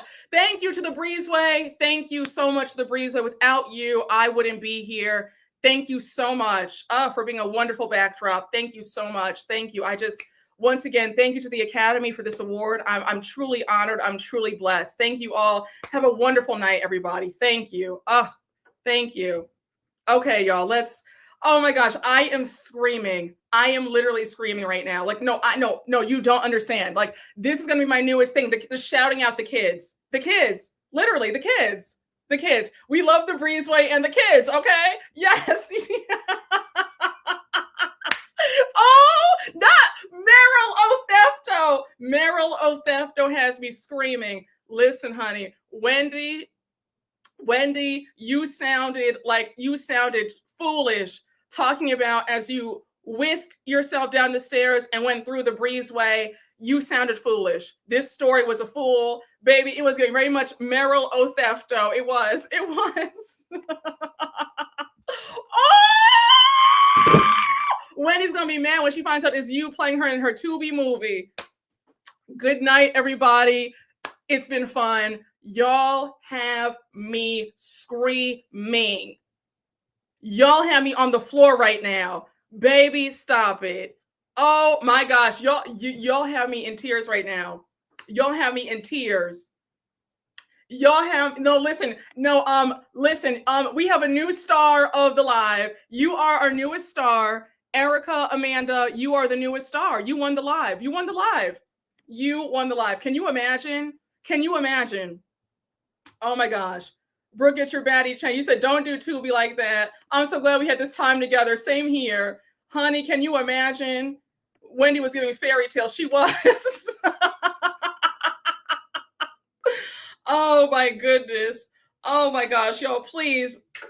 I was expecting to miss the live. I'm cackling at the way y'all are cutting up. Oh, we are in rare form today. and she'll be like, told y'all she was mean. Oh yeah. Oh, I'll make sure to include that part. But who will play me? Who will play me in the infamous scene when we see each other at the DirecTV party and she tells me that? I need somebody fabulous to play me. Who's going to play me? So, yeah, who's going to play me? I mean, you know, I don't mind playing myself.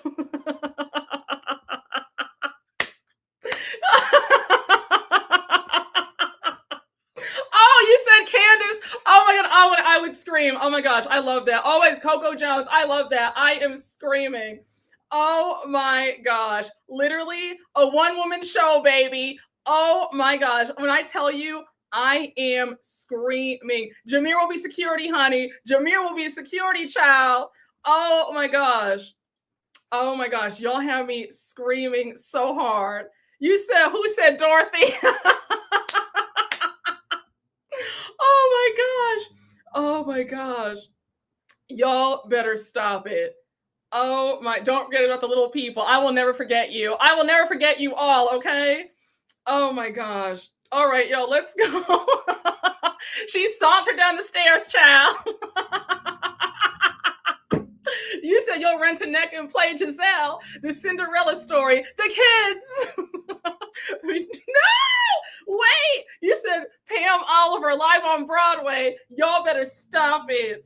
Oh my gosh. You said only you can play both roles. Jameer will be Kevin Costner. The chat can play. The kids. Yes. Y'all have me in tears. Please stop. Oh my gosh. Please stop, guys. Do not make me cry my lashes off. Y'all have me screaming. Do you hear me? Wait, will you guys please play the kids, okay? Play the kids. Pam Oliver, the musical. I am screaming. What will be the opening number? What will be the opening number for it? Will it be, we'll start off with the first musical number will be The Kids and the Breezeway. And then we'll, oh my gosh. As long as I can stand on the breezeway, shut up. Oh my gosh. Y'all better stop it. You do know that Wendy's people are sick of us. You do know, you know they are pissed right now, honey. Oh my gosh. Oh, it's going to be 28,000. We'll be singing 28,000, 4 Degrees. Oh my gosh. Listen, y'all, No Package, the musical. She Had It Coming will be the opening. Y'all better stop it. Brooke and the kids. Oh my gosh. We're having a whole play, honey, a whole production. Oh, honey, they're seething. Summer Breezeway, the Pam Oliver story, the musical featuring the kids.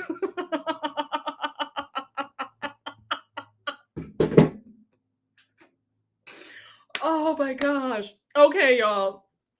Y'all, please. Please stop. We need a mercurial number. Y'all, please stop it. I can't. This chat has officially gone off the rails, okay? This has gone off the rails. We have a good time.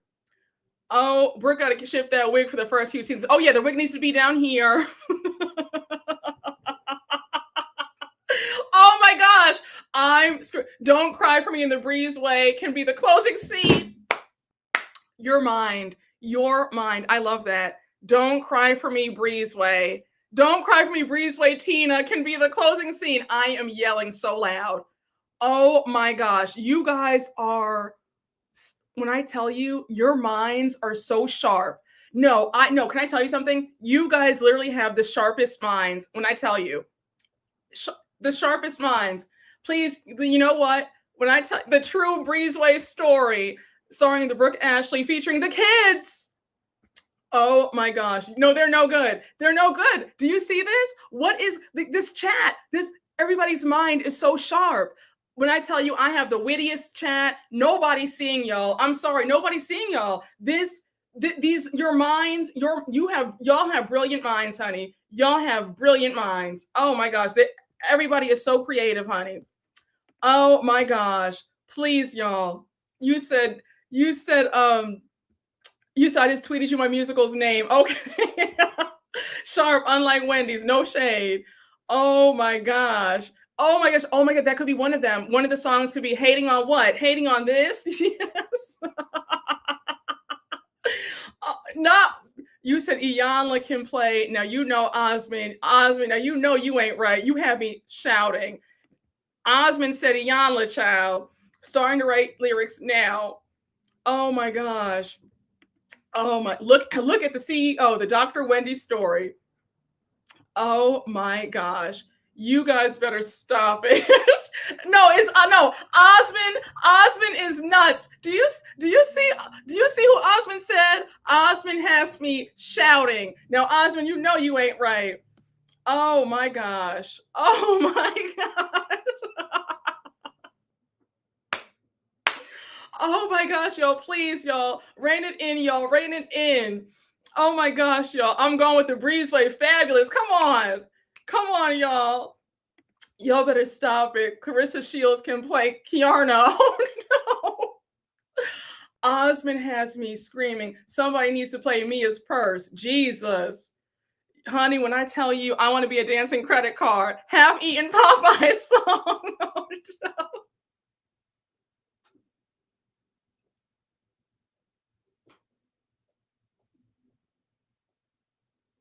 Oh my gosh, we'll need somebody in some fried chicken, half-eaten fried chicken costumes, and they can be sitting there singing a little doo-wop, pop, pop in the background, honey, as she brings out half-eaten Popeye to the ponies and Potomac party.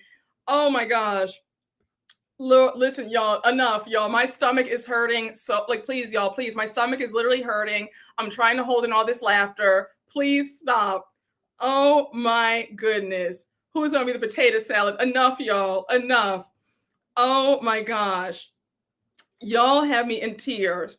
I don't even know where we are. Where are we in the notes? I'm when I tell you I cannot like this live is going down top two. This like between this live and the Fantasia live,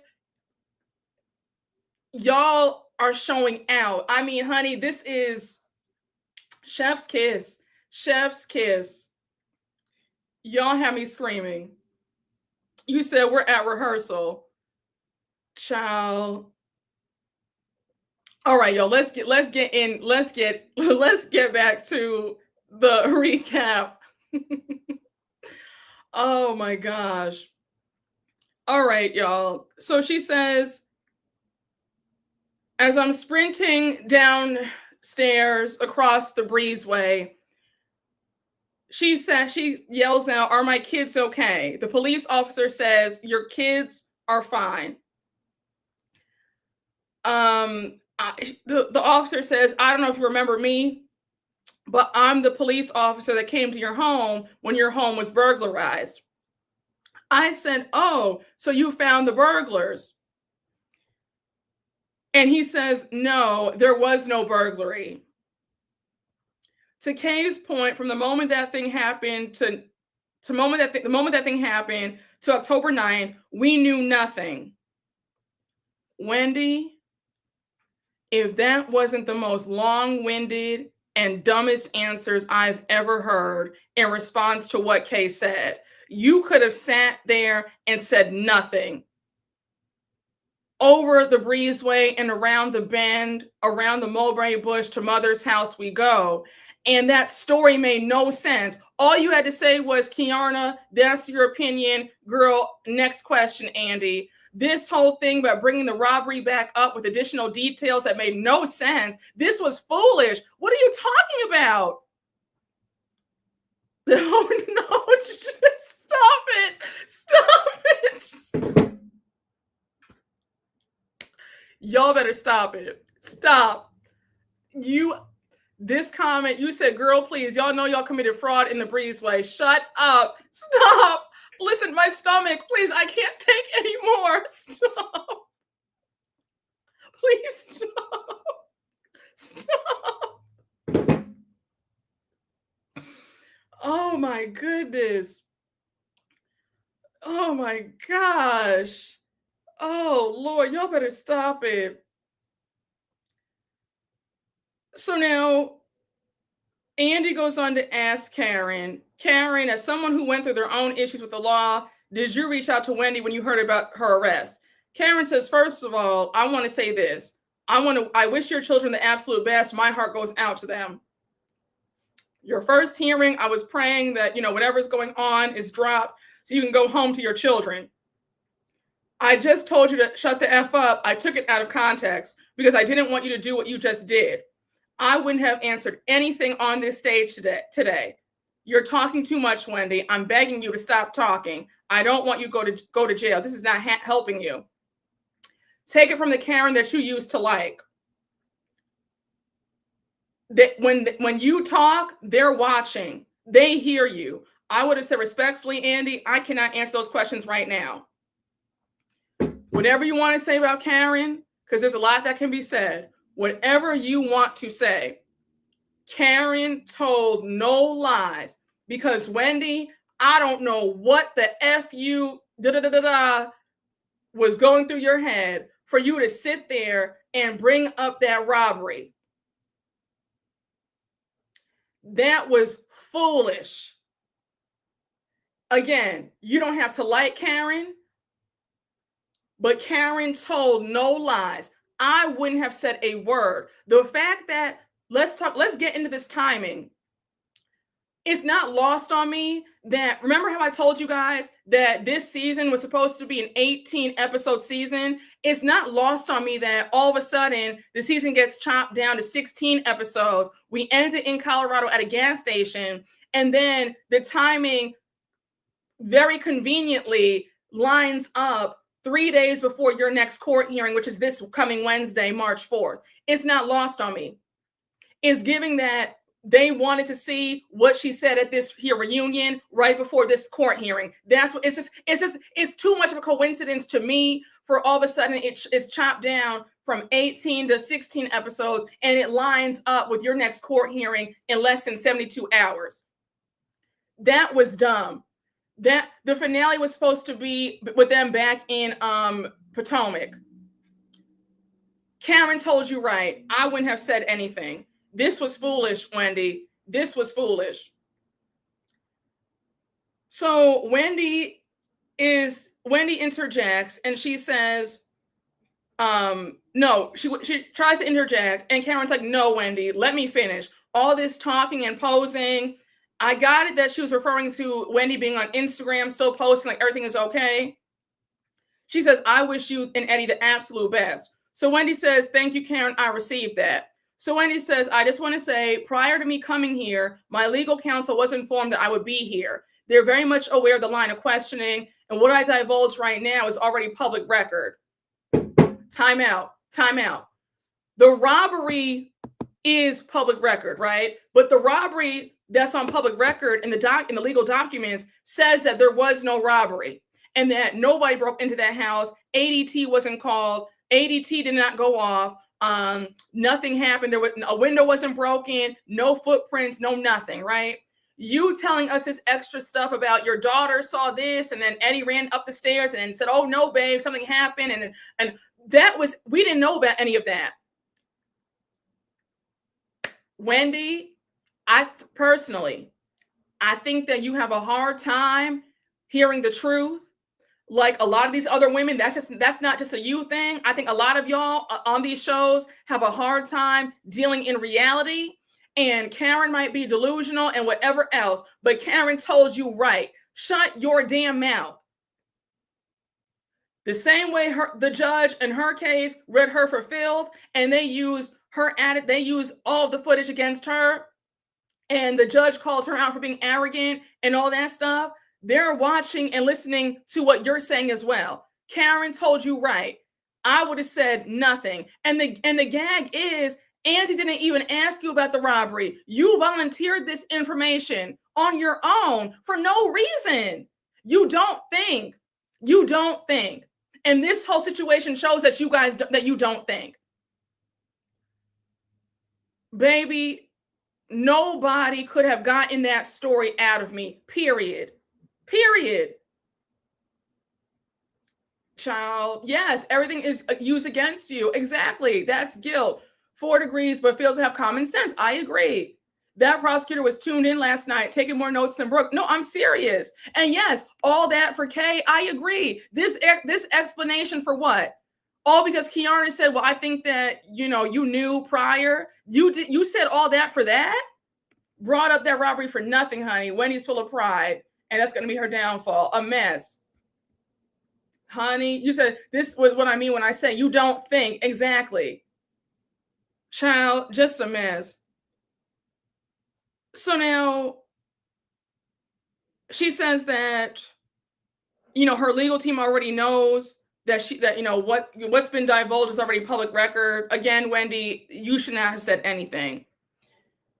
Karen says, listen, I just hope that whatever you're saying is the truth, because they can twist it and it won't be in your favor. Think about your children. Again, Karen told no lies. Think about your babies. Well, it's clear that this situation shows that there was no thought process at all. But I'm going to say this, though, Wendy. Stop thinking that you are bigger than the program. Again, you might not like Karen, but Karen told no lies when she said, you better hope that what you're saying is the truth right now on this stage, because, baby, when they pull this up in court, it's going to be a wrap. I really wish that you had never told that story about the robbery in the breezeway and the kids. That was just, I really wish that you had not said that. I really do, because I was confused. I had to run that back. I had to run that story back several times, because I was writing it down in my notes. I said, this makes no sense what she's saying. So now Karen says, if I'm being honest, I wouldn't even be here right now. And we all know that Karen was in rehab for the last reunion. She said, oh no, baby. And she still went to jail.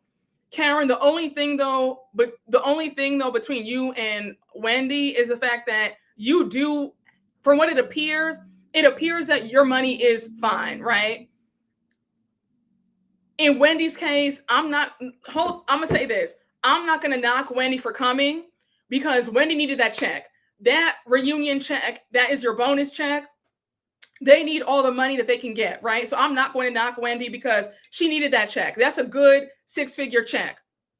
If it's 150, 200, she needed that. In my opinion, though, Wendy, I just would have sat there and I would have been quiet. I wouldn't have said a word. I would have said, I plead the fifth. I can't say anything. That's what you should have done. But Karen, Karen, in Wendy's defense, in all fairness, Mama needs that check.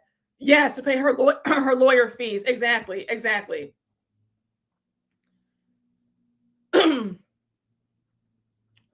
So now,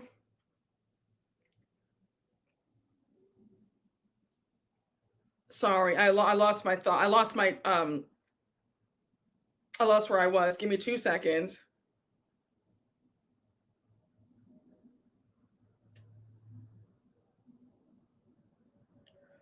So now,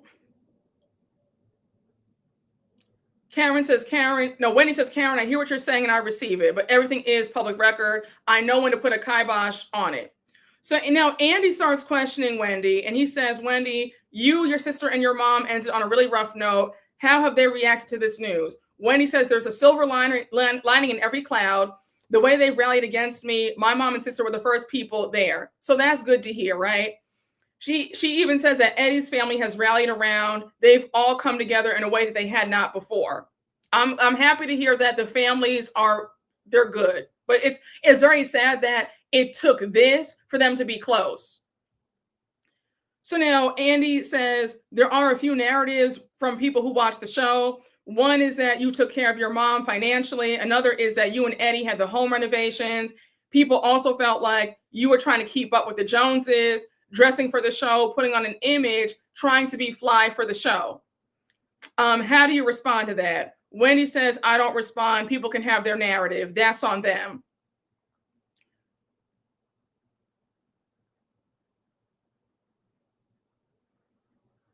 I can't be mad at Wendy saying that, because if she said, yeah, they're right, then that's admitting guilt. So of course, I can't expect for Wendy to say, you know what, they're right. We were trying to keep up. She has to say that. So again, I thought that was a smart answer. Let them think what they want, right? Yeah, now she don't respond. Yeah. But you could tell,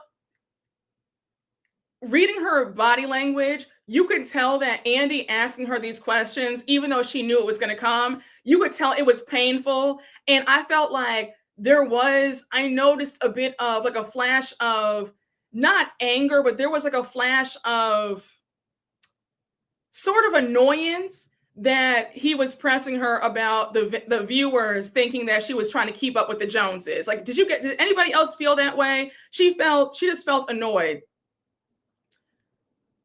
So now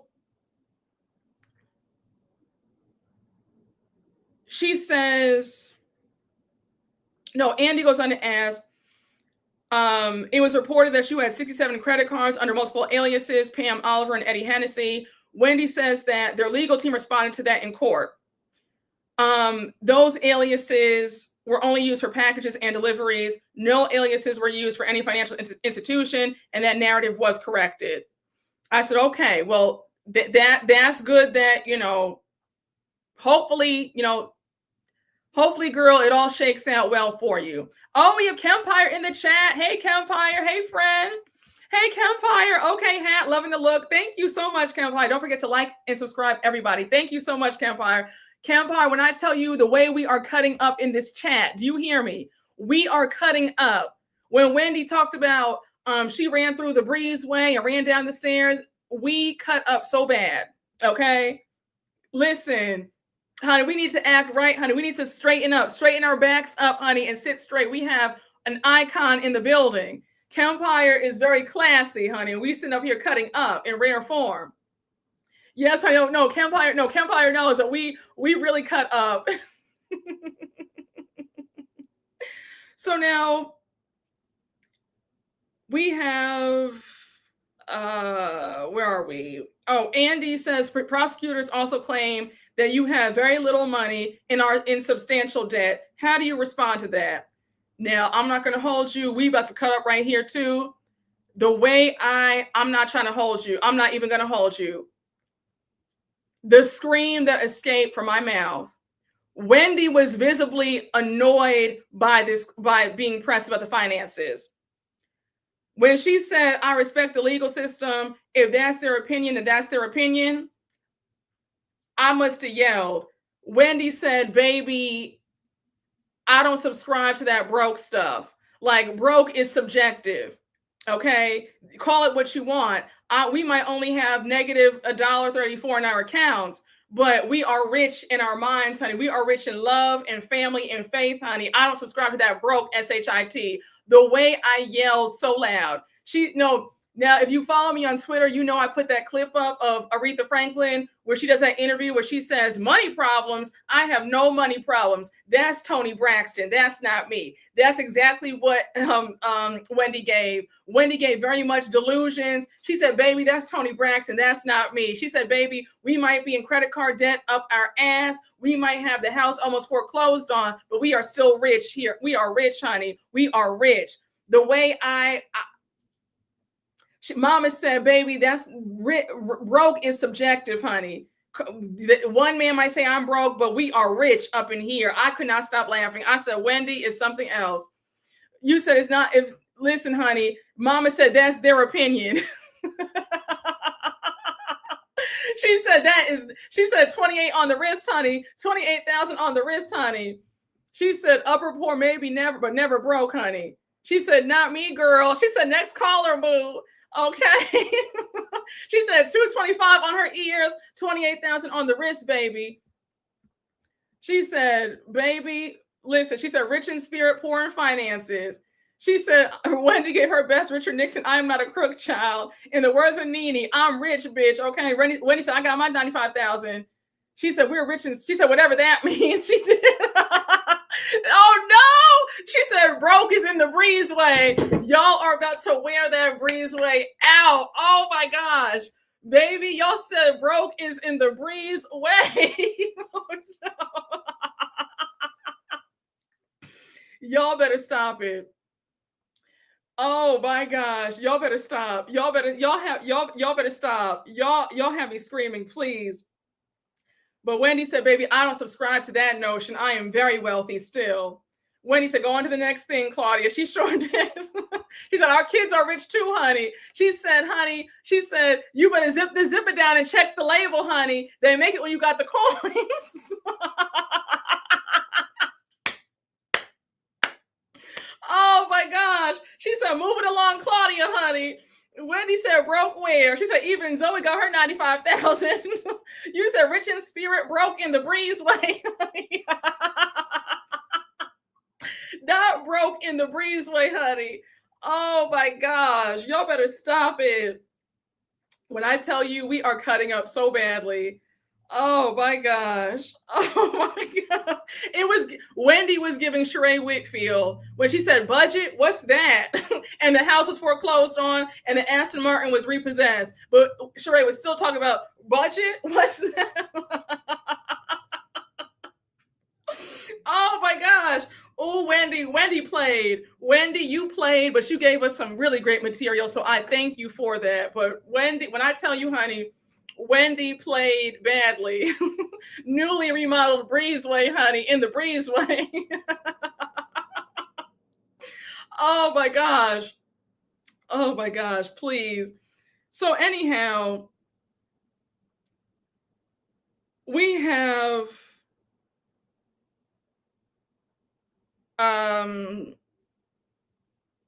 oh, sorry.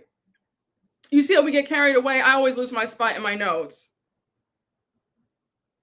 So now, Andy reads a viewer question asking, how has this impacted your marriage? Andy says, I would have to imagine that it's putting all sorts of strain that we don't know about. Wendy does admit that it has caused a strain in their marriage. I'm sure. I mean, if the both of y'all cooked up this stupid scheme in the first place, I'm sure it is putting a strain on your marriage. You're both probably saying, why do we do this? So she says, it's one of those things where you hit rock bottom individually, it will test your marriage regardless. When you both hit rock bottom, then all you can do is hold hands and hope you rise together. So now Andy's asking Karen, Andy says, as a parent, I would imagine that your first thought is, who will look after your kids? Do you guys have a plan? So Wendy pauses. She says, I pray to God that we don't get there. You could tell that Andy was looking at her like, girl, I know that you have faith and I know that you're believing for this to be a positive outcome, but you need to also prepare for the very worst just in case. And you could tell that he was trying not to press her about it because she might have like burst out into tears. But you could tell Andy gave her that look like, I understand that you are hoping for the best, but prepare for the worst because it's giving delusional. The way Gizelle jumped back, the way Karen jumped back, like, what do you mean there's no plan in place just in case the unthinkable happens? Listen, I know I don't want to think about this either, Wendy. I mean, Wendy, when I tell you I'm in shock, I am still in shock that this has happened. You have a beautiful family. You have beautiful children. I can't even imagine what you're going through, what your kids are going through. But I think that it is in your best interest for you and Eddie to sit down and come up with a concrete plan before rather than later. Because God forbid, you'll not, child, listen, Wendy, I just think that just in case, it doesn't hurt to have a plan. Hope for the best, just prepare for the worst.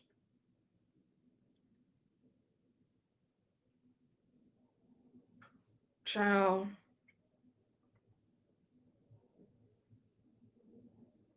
You said, trust me, Wendy has a plan, but she's not going to say, she's not putting it out, and I don't blame her. That's fair too. That's fair. But I really do hope that she has a plan. So now,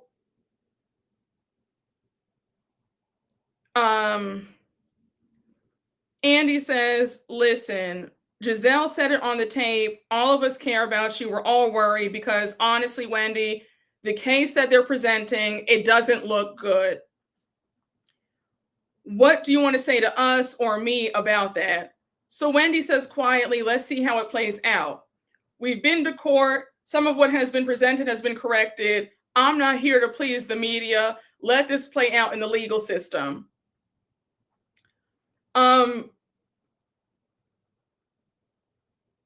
Wendy, just so you know, like, for the most part, everybody is rooting for you. We're all shocked that this happened. This isn't about pleasing the media. We all, as a collective, just don't want you to say anything or post anything on Instagram that could hurt you in this whole matter. Somebody telling you to stop posting on Instagram and stop talking so much at this reunion. Bloggers, content creators who are telling you, girl, rein it in. Folks telling you not to be so flashy, going to court. That's not you pleasing us. That's just us trying to help you. Everybody's just trying to help. No, I don't know. I said, okay. I said, whatever that means. She goes on to say, we're going to let this play out in the legal system. So Andy says, you really stood out to me as a housewife. So Wendy's like, Andy, don't do it. Don't do it. Andy says, you've been an exemplary role model. You led with your education, your love of family, culture, and your faith. I think that's why for me and a lot of the viewers, this whole thing has been so unbelievable and surprising. What do you want to say to the viewers? So Wendy says, well, first of all, thank you for always believing in me. And then she starts crying. She goes on to say, let's see it play out, but thank you. You've always been a champion for me. One thing about you is you give the best hugs to Andy. She said, at BravoCon, when I saw you, it felt like you hugged every part of me and didn't want to let go. So thank you. Again, this whole interaction, Wendy crying, thanking Andy. I mean, how ironic. The sirens are passing by as we're talking about this, right? The irony of it all. You can't make it up. Listen, I didn't do that, okay? They just happened to be driving by. But anyhow, in all seriousness, though, this felt like this was Wendy's swan song. It felt like a goodbye. It felt like a goodbye. It did. Andy looked uncomfortable. No, for real. Andy did look uncomfortable. He looked uncomfortable. It felt like a goodbye. It did. It felt like a goodbye. It's very sad. It's giving goodbye. It's giving that, like, because he was like, you've been such a great role model and I've loved watching you. You've always been one of my favorites and all this stuff. And the way she started, her crying, we hadn't seen her cry up until this point when when Andy was complimenting her and she broke down, and it felt like, never mind. I don't want to say what it felt like, but you know what it felt like. It just felt like this was it. Just a mess. Yes, it was giving that. It was very sad. So now, Andy, hold on. Andy turns to Karen and he's like, Karen, what advice would you give Wendy because she's facing real time? Karen says, well, first of all, we're phenomenal Black women. My prayers are with you and your family. Adversities are always faced in life. You'll rise, and I pray you never know what it's like to have your liberties taken from you. There is another side. This won't break you. Now, I do want to say, right? I said this in the finale recap. As long as you still have breath in your body, God can always change your story, right? Like, it's never too late.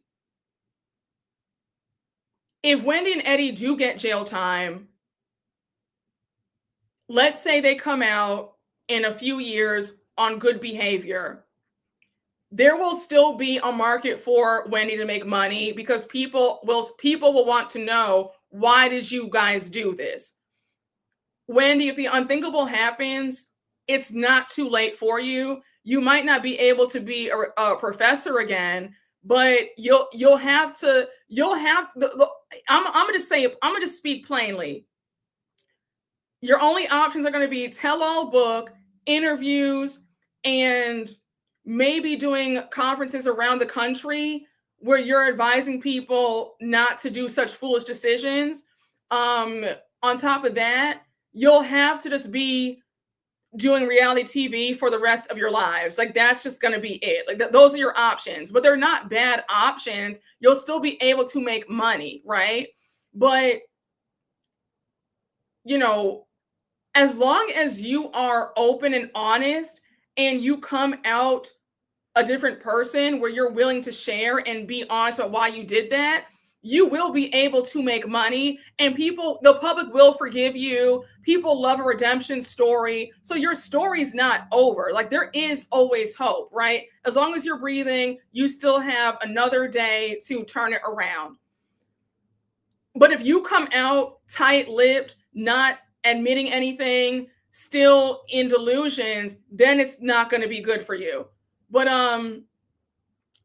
I just think that if you're able to be honest and open and tell the truth about why you did what you did, I think that you'll be fine. I think you'll be able to. And I mean, you will have and if Real Houses of Potomac is still going on, you will have your spot back on the show. And this storyline, you'll be eating on this storyline for a long time, in my opinion. I don't know. Yeah, she can have her own episode of American Greed. Yes. Yeah, kind of like Teresa Giudice, reality was her main option. Exactly. Yes, go on self-help podcast. I agree. Yes, as long as she takes ownership of her wrongdoing, God can work with her. Yes, exactly. You said, I think her marketing will be short-lived because she doesn't have the fanfare that Teresa and Karen have. That's true. She doesn't have the star power. But the thing is, though, the thing that's working for her is the fact that it's the education piece. It's the fact that she was the least likely housewife that we thought would ever commit fraud, right? So the interest about her, of all people, I cannot believe she did this. I think that does work in her favor. And that sort of balances out the fact that she does not have the star power that Karen and Teresa have. I think she has that going for her, in my opinion. So, in my opinion, child. So hopefully, Lord willing, she's able to capitalize off of this. So now, Karen says, this won't break you. If you get real with yourself, you'll be a better version of yourself, and I wish you the absolute best.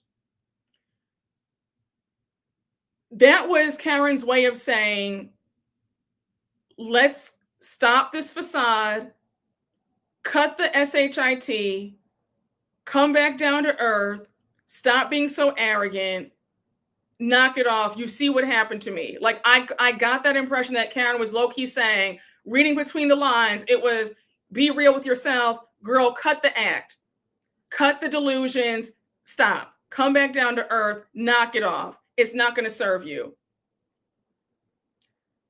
So now Wendy thanks her. And now Andy says, okay, do you have any final words? Wendy says, I'm not on the other side of it yet, but when you're in that valley, you see a side of yourself that you've never seen before. It builds humility, strength, and even though I'm not out the storm, I'm already a better woman for being in the storm, and I'm forever grateful for that. I think my only thing is, I just have an issue with folks saying that calling things a storm. It's not a storm when you put yourself in said storm. A storm is when, if you're a Christian, if you believe in God, then you know the whole thing about, like, we go through storms to, strengthen us and all that stuff. A storm, I was always taught that a storm is sent from God, but when you make the mess yourself, that's just called you screwed up, and now you're paying for the consequences of your actions. That's not a storm. And I want us to release saying everything is a storm when sometimes these are the consequences of our own actions. Just saying, like, yes, a storm is not self-inflicted. Exactly. When she kept saying I'm in the valley, I'm like, that's her admittance. Oh, A storm you made yourself. Yes, it's not a natural disaster. Yeah, a storm is out of your control. Yes, honey, release that. Release saying that everything is a storm. Sometimes we screw up and we have to, own and deal with the consequences of our actions. That's it, and that's all. A storm is a natural disaster, not fabricated. Exactly. So you said it's still a storm caused by her, child. So now Andy now brings up Karen. He says, Monique and Karen, before I let you go, we were celebrating 10 years earlier of the show. You guys have both been instrumental in the success of this show. I said, oh, really? Because one of these people has been she's actually been the demise of the show, if you ask me. So Monique's been instrumental in the success, because again, I could have sworn she's been a big part of the demise of the show. She brought the show down in season 5 and left a very dark cloud over the show from season 6 to 8 through 8. But if you want to say that she's been instrumental in the success, so be it. That's your opinion, Andy. But from where I'm sitting, Monique was a big reason why the show went downhill for a long time. But I digress. That woman has sown nothing but seeds of discord, confusion, strife, chaos, assault, nothing but mess, lies, just a hot mess. I said, okay. So anyhow, he lets them go. They're off. Karen and Monique are gone. And now they're gone. And now there's like a quick break. Did you see how Wendy was slumped in that chair? I'm not being funny. Wendy literally did this in that chair. Like, it was almost like a literal deflated balloon coming down to the ground. I felt so sorry for her. I said, oh my gosh, baby, she was deflated. It was just like in a boxing match, a TKO, and the referee comes out and says, okay, this is the winner, and the other person's knocked out on the floor. Oh my gosh, she was downtrodden, honey. She was defeated. I said, what a mess. I mean, she was slumped because she sunk into the sea. I said, I felt sorry for her. I said, Wendy, you know what, Wendy? In all seriousness, though, you did it. You made it through all the 12 hours. You should be proud of yourself about that. You got in the check at the end of the rainbow, child. So you got your money. And honestly, though, Wendy, if I'm being honest, you didn't even get it that bad. I thought it was going to be a lot worse. The line of questioning was easy. I thought it was fair. And I thought that the women went easy on you because they feel sorry for you. I feel like we've seen other people get beat up on and talked about and called all sorts of frauds and liars. You got it easy, in my humble opinion. But just a mess. So now it's time for the final thoughts. Oh no, Eddie comes out to give her a kiss because she was just deflated. So now it's time for the final thoughts. Andy says, okay, ladies, time to wrap this up. So Kiana's like, hold on. Where was Gizelle's package? Where's Gizelle's package? So Wendy even says, yeah, Gizelle, you didn't get a package? So now Gizelle realizes that she's been sitting here for 12 hours and there's been no package on her this season, which is very alarming. So she's like, wait, yeah, where is my package? Did you see how Andy didn't even pay her any mind? He's like, okay, guys, final thoughts. So Gizelle's like, no, like, where's my package? He was just kind of like, oh, okay, again, final thoughts, everybody. What lesson have you all learned? What will you guys be doing differently to approach the new year ahead? He starts with Angel. Angel says, I've learned that being zen and calm means that you don't skip over things that bother you. Tia says that I can be quite naive and say things. I'm going to be more mindful of how I say things that could hurt somebody. Kiana says that she's reminded that they all have more things in common than not. Put herself in other people's shoes. Ashley says, I'm going to piggyback off of what Kay said. I've always seen this group as a sisterhood. They've been there for me for the last 10 years. I need to start, I'm going to lean more into my sisterly side with these ladies. Like I said at the beginning of this recap, Ashley got the warning shot. Ashley was begging and pleading right there. That was, Andy, give me one more chance. I promise I won't be so messy, because People are growing tired of Ashley's foolishness and the no storyline and being cruel for no reason. When I tell you, for her to say 10 years later that she'll finally lean into her sisterly side, that was her way of saying, give me one last chance to get together. I promise I'll stop being so messy and stop being so evil. That was that. Baby, she was pleading. She was begging. Go back and watch that. Honey, she was fighting for her life. She sure was. Ashley, thank you for your services. I agree. Okay. So now it's Gizelle's turn. Gizelle is still pissed about not getting a package. She says, well, since I just realized y'all didn't give me a package, let me give you a brief synopsis of what happened in my life. Andy did not give one single F. The way he looked at her like, girl, just get on with it. He was not amused at all. She was really trying to shame him for not giving her a segment, and he didn't give a F. I said, Gizelle, you are no longer the shiny object. You are no longer the apple of his eye. Stacey is the new girl. Baby, he said this show can work with just Stacey. The fact that this is the first year ever that you have never gotten a package, that should alarm you. And he had you in a second chair and no package. Baby, that should scare the F out of you. Even though you didn't have anything to offer this season, even Ashley got a package and you got nothing. Girl, I'd be scared. I would be scared. So she's talking about, her daughter, one of her daughters joined AKA, and then she's dating a lot. Again, it's too little too late. It was giving very much, Andy, I promise this time, next season, I will show you my dating life. I'll stop hiding my life. Just give me another chance to be back on this show. Honey, then her throwing out that she has new businesses coming up. I say, yeah, she's trying to throw it out there like, please, I promise you, if you just have me back on, I'll show you guys my actual life. I'll show you guys my dating life. I'll show you guys my businesses. Like, I promise. She was begging and pleading, honey, begging and pleading. Yeah, I didn't care about that update about her life either. Honey, as the breezeway turns, okay, very much that. Yeah, we don't care. Gizelle has 30 minutes. It gave very much that. Okay, honey, she was on her knees begging, honey, begging. Stacey is the new anchor. I agree. So now,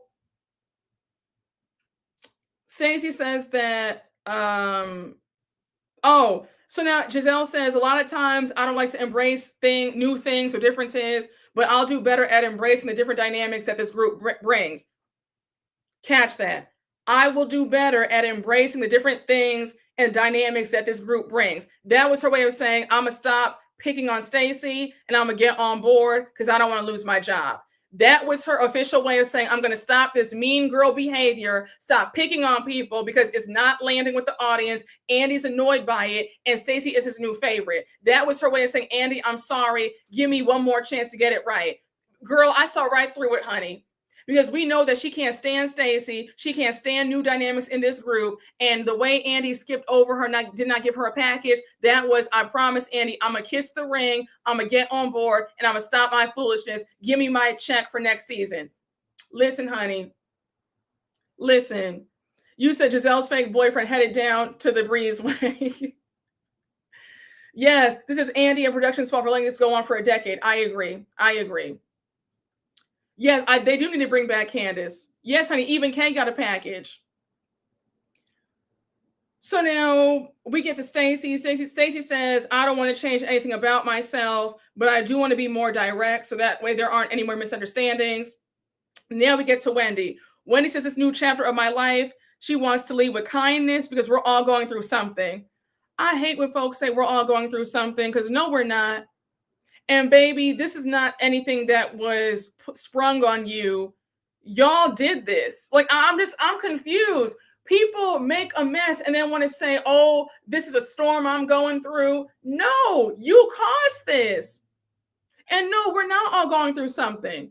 Some of us are just fine. And some of us are not dealing with fraud cases. So no, we're not. I don't know that. I want folks to stop saying we're all going through something. Yeah, I'm doing just fine over here. Exactly, honey. Exactly. God is good. God is good. Okay? God is good. So now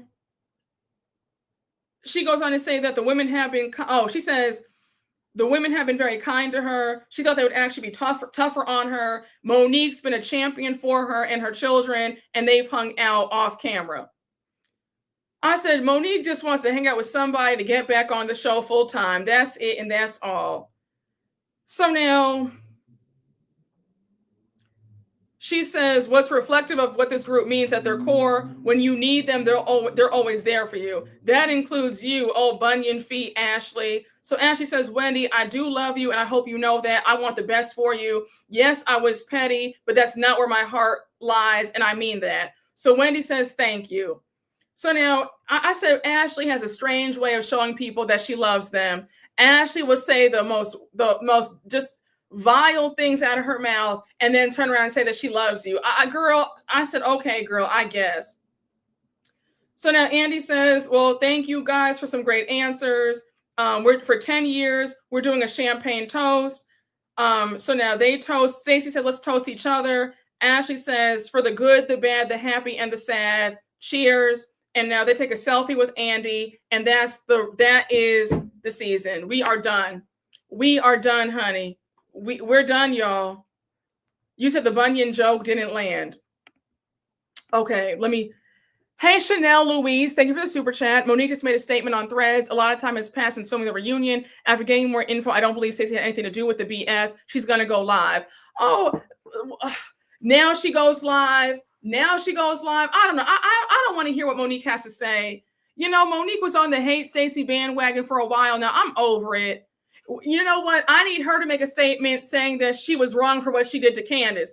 I'll tune in when I hear that statement. I'm so over Monique. I really am. I'm so over it. I am so over it. Now, y'all, I want to read all the super chats, okay? Because I missed a lot while we were joking around. But I just want y'all to know that I did not miss anybody's super chat. I'm going to read them right now. Hey, KM Bax, thank you for the super chat. The way they left the Gizelle's lack of package in the final edit is telling. Yes, watch Gizelle and Ashley take fake a beef next season. I could see it. I could definitely see that for sure. I could see that because they need something. And listen, like you said, you're right. In past seasons, they've always cut out Gizelle's worst moments or her embarrassing moments. See how they cut out her alleged breakdown season 5 when Monique brought out the binder. The fact that they kept that in there, but her not getting a package is very telling. I agree. Hey, James Potts III, thank you for the super chat. It's like when you turn half done work and the professor says no. Yes.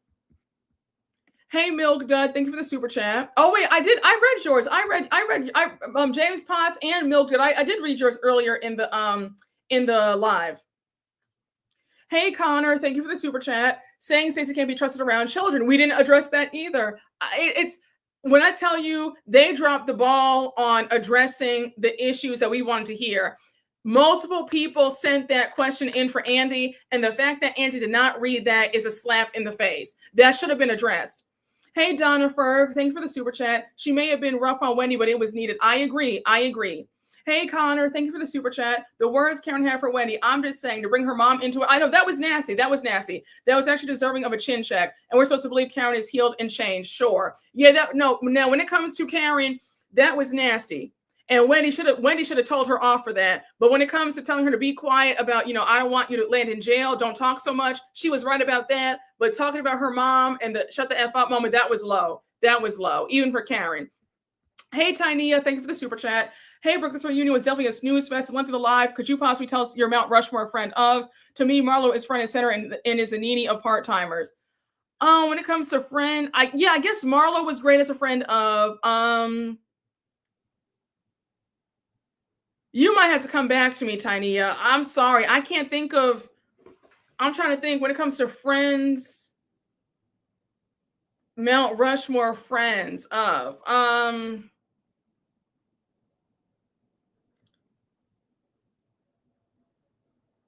I don't know. I'm sorry, Tiny. Don't be upset with me. I'm trying to think of who else was a friend that we remember. I agree. I can't. I guess Brittany. I guess old deadbeat from SOC. I guess because she does give you a storyline, honey. I guess. Yeah, Marlo's really the one with the most tenure. Yeah, I agree. Oh yes, Tanya. Tanya was Tanya was a good friend of. Yes, you're right. You're right. You're right. You're right. Shamia was a good friend of. Okay. So I guess Marlo, Shamia, Tanya. Yes. Latoya. Oh yeah, Latoya. Yes, yes, yes. She was a good friend of. Okay, yes. Okay, you're right. You know what? Yeah, Tanya was a great friend of.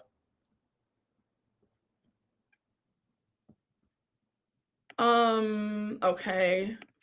Okay. Hey, Donna Ferg, thank you for the super chat. No, Karen has been there and done that, so shut up.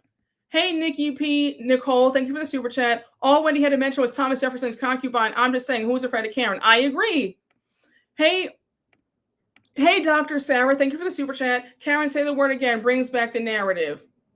Oh, about the witch thing? Hey, Tanya Tells, thank you for the super sticker. Hey, Dr. Sarah, thank you for the super chat. In therapy, we call it a backhanded apology. Oh. Hey, Dr. Sarah, thank you for the super chat. I disagree. For Karen to say the word again on a national platform brings up the narrative. In therapy, we call it a backhanded apology, an apology that includes a subtle insult or dig. I can see that too. Hey, Connor, thank you for the super chat. The last 10 minutes, Susan's voice is on repeat in my head. Shut up, Wendy. Ciao. Hey, Candy J, thank you for the super chat. I looked Wendy's house up on Zillow. I really don't think there was a robbery. Oh. But they said that there hasn't been a robbery in that neighborhood for over 60 plus years. It's this one of the safest neighborhoods in the country. So, and nobody and her neighbors, child, there was the ADT alarm did not go off. No, they have a Ring camera as well. No Ring camera footage. There was no broken windows. Like, I don't think there was a robbery either. Hey, Ezra, thank you for the super chat. The policeman said nothing was there in his Nene voice. He said it was sticks, Neverland. Hey, sweet honey X, thank you for the super chat. If the robbery was real, it would have been Wendy's entire storyline the following season. Yes, it was out of sight and mind for her. That's what thank you. We are all on the same page. I remember saying that. I said, had it been real, she would have talked about that until the cows came home, rightfully so. The fact that it happened and we barely heard a word about it. Nobody even mentioned it at the reunion last year either. It was all very weird. Oh, Steven, you know you're shady. Hey, Steven Nieves, thank you for the super chat. Wendy said, I'm ready for my close-up, Mr. Cohen. I'm screaming. Honey, she said, through the breezeway, down the stairs. The kids! Hey, Dark Child 99, thank you for the super chat. Are the kids okay? Rather than why are the cops here? Thank you. Okay, hold on. Y'all. Let's talk about that for just a minute. That part was so bizarre. My first thought would be, why are the cops here? None of this made any sense. Child, I just...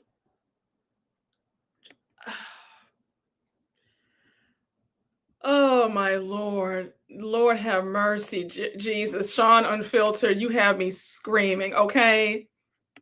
Freudian slip. Oh, my gosh. Hey, Lala, thank you for the super chat. The kid she didn't even shed a tear for, but the tears were falling when she spoke of Andy. I love my sis, but damn, fame clearly got to her. Lala, okay, can we just talk? Now, first of all, I had no idea that I was going to be on here for so long because I thought, okay, nothing happened. But you know how we always know how to stretch out even the most boring of reunions. We have a good time here. We can talk. Lala, can I tell you something? You know I want to give you the biggest hug right now. I wanted to say it, but I said, if I say it, it'll seem like I'm being petty. When I tell you we are on the same wavelength, I thought that was odd that she didn't cry about the kids, but cried about Andy hugging her and about Andy seeing her and supporting her. When I tell you these women are down bad for this fame has these women crying over fame and Andy Cohen over their families. It's craziness to me.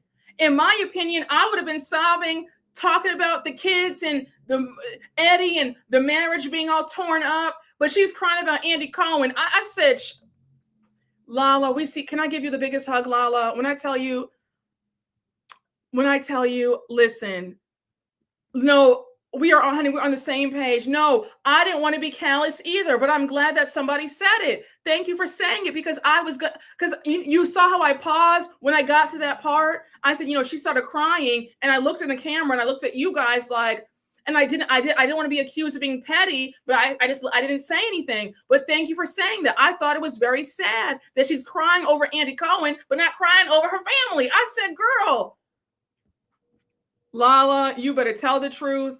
Honey, baby, when I tell you they have waterworks for Andy, child, just all this for Andrew Cohen, it's very telling, honey. No, I appreciate you more. You said you felt my hesitation. Okay, you felt it. So you felt that I wavered a bit. I said, listen, I don't feel like fighting anybody in this channel or in these comments today. We have enough going on in the world. We're here to have a good time and laugh. But that was my first thought. I said, this is kind of pathetic that she's crying over Andy Cohen, but not crying about like, what are we doing here? Thank you for saying it. Thank you for, I appreciate, I appreciate you. I really, thank you for saying it, Lala. Thank you. Thank you. No, Jesus. Oh my gosh. Waterworks for that check. Break the chains, child. I don't think those tears were about Andy, but it seemed like a goodbye for her. The reunion was her Real House's funeral. Oh my Lord. Oh no, I'm so sorry to hear this. You said both of your parents went to prison for fraud. My child was definitely affected. No sympathy for the Osefos. Oh my gosh, I am so sorry to hear this. I am so sorry to hear this. Lord, have mercy.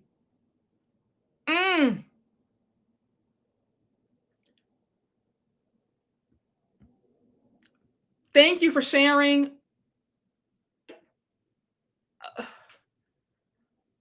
I have a million questions, but I'm never going to pry. And please don't feel the need to share more if you don't feel comfortable, but thank you for sharing. But I'm very sorry to hear this.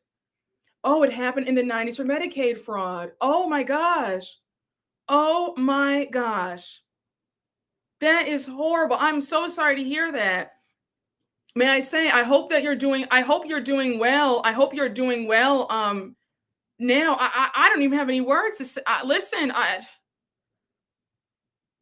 child, this is horrible.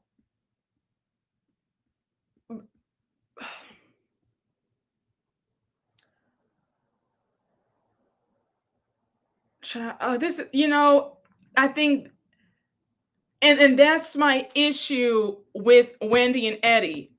That's my issue with Wendy and Eddie, because why would you do something so stupid? Jesus.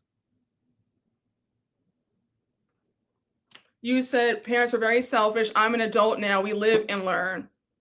Well, again, my heart really goes out to you. It seems like you're doing well. Listen, my heart really goes out to you.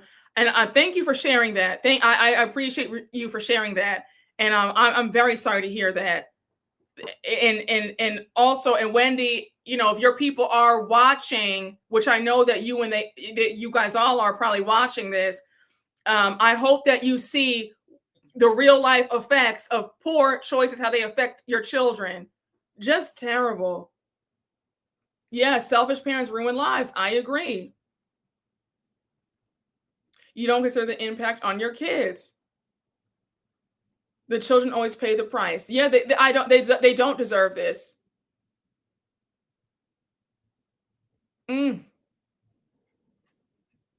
Just a shame. Especially in this political climate. Yeah, I know. Desperation has a sound. A Bravo celebrity sucking up to Andy. Yeah, no, it does. I can't stop thinking about the kids. Yeah, I just, and her kids are so little. Gosh. It brings perspective to how fraud is just not worth it. Exactly. The fact that Wendy said they don't have a plan yet. You said, I'm sure she's in the chat. I hope she's reading and learning. Did you see the New York News release today? No, I didn't. God bless the child that has its own. Jesus. Just a mess. Oh gosh. Hey, Sean Unfiltered. Thank you for the super chat. Wendy's auditioning for a Tyler Perry movie, or perhaps she complete Insanity. That might be her plan. Just saying. Oh, Lord. Hey, Jarrell. Thank you for the super chat. Wendy's doing her best to claim ignorance by subtly pointing the finger at Eddie. Oh, you think so? But I don't think that it's working though. She can't claim ignorance because remember, Eddie hemmed them both up by sending that email. Eddie wrote in that email, and also time out. Andy went easy on her because like I know, that Andy probably wanted to ask her about that email being sent, and he did not ask her that. Andy went light on her because I know that every other host would have asked, now about that email, what the F was Eddie thinking sending you that email? Child.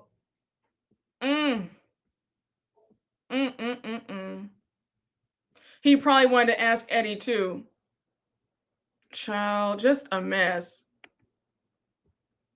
Hey, it's Amanda TV. Thank you for the super chat. Why didn't anyone address the entirety of what Ashley said about Wendy at her cabaret? She implied that the cast knew she was committing fraud. Again, I think that Andy dropped the ball. I also feel that maybe he just felt really sorry for Wendy and he let her off easy. He didn't want to ask certain questions. That's how I feel.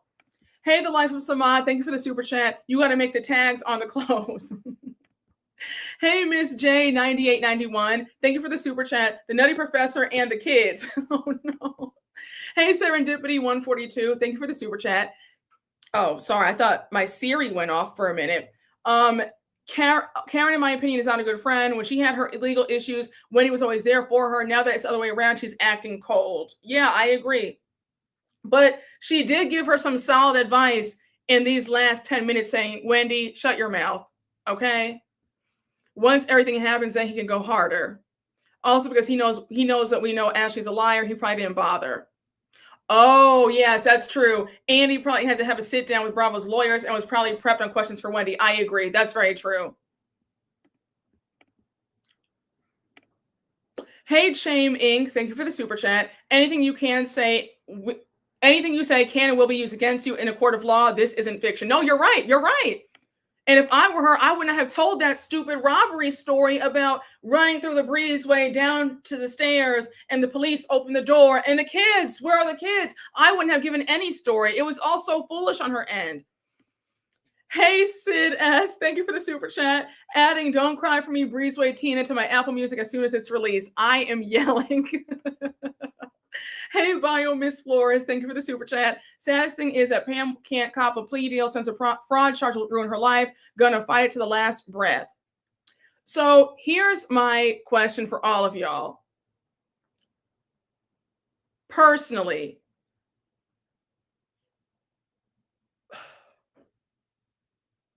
if this were you, would you try to fight for your innocence to the last breath?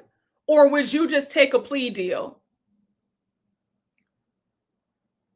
You have 3 kids, 6, 11, and 12. Would you say, F it, take a plea deal? Everybody already knows and thinks that we're guilty anyway. It's like, I think that if they are offered a plea deal on Wednesday, to take it and not take this to trial next month. The trial is in April. We are already here in March. Take the plea for $28,000. Take the deal, honey, plea. I feel Eddie takes a plea for the both of them. I did it. You said so, plea deal. You will not be insurable for decades. Ooh, that's true. This whole thing is a mess. I don't know what to say. I don't know what would possess you to do something so stupid. I just don't know. And you're on national TV making good money. I would take a plea, talk about who's going to do what, and make sure the kids are good. Especially if I knew I did it. I 100% would take a plea deal because I have children I have to look after and not traumatize them more than I already have. Exactly. It depends on what the plea deal is, but I would have probably definitely taken the plea deal, and her and Eddie can split the time served so they can rent away so they can run away together. I mean, oh no, of course, that's a given. We wouldn't do this in the first place, but I'm saying, I'm just saying, hypothetically, what are we doing? They didn't use their brains at all. Wendy could have done TikTok shop. Y'all saw that old man who took his son's car, got 30 years. He turned out like a 5-year plea deal. Take the plea for $28,000. I want a plea deal and a divorce for the email. Child. Wendy better go to Bali with Russell. Damn. Please, yep, plea deal. She'll always have Bravo checks. You said if you're guilty, you go for a plea deal. They would have to be insured, but the rates are going to be insane. Damn. The fact they don't have a plan if they are found guilty is crazy. Child. Yes, we are in the wrong political climate to take chances. I agree. If I'm innocent, I'm not taking a plea. Take the plea deal and then rent in Potomac like Karen. Any plea is going to include jail time. They have a plan but are not disclosing it. Child, this is a mess. Hey, GC Chair, thank you for the super chat. The jury's going to be made up of possible viewers. Hey, Campfire. Thank you for the super chat, friend. Now, Campfire, I read your super chat in the middle of all of our foolishness. And we were really in, we were in rare form. We were in rare form when you came in. Hey, Connor, thank you for the super chat. If they're innocent, why would it affect their marriage? Like, why would they care about nonsense? Child. Hey, OMG, Steph, thank you for the super chat. Hey, Brooke, love the top. Monique just posted on Threads that she received more info since the reunion clearing Stacey's name. It wasn't Stacey. Again, I don't care. I don't care about this whole thing about Monique. Monique clearing Stacey's name is too little, too late. Hey, sweet honey X, thank you for the super chat. Yes, I thought about this. I didn't want to say it either, but you and I are sharing the same brain. Wendy needs to get serious about a plan because she has small kids. I remember it's Karen's sentencing. They took her to jail immediately afterwards. Yes, I thought about that. What if they go? I thought about that. There needs to be a plan put in place. Exactly. Oh my gosh.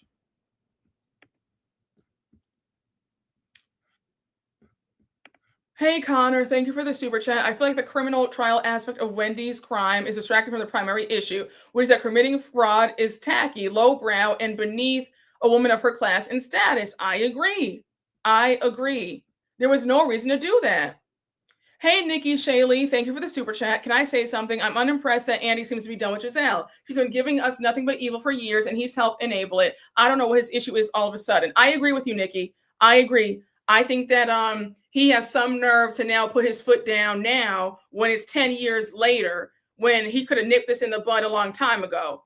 But yeah, I don't like that either.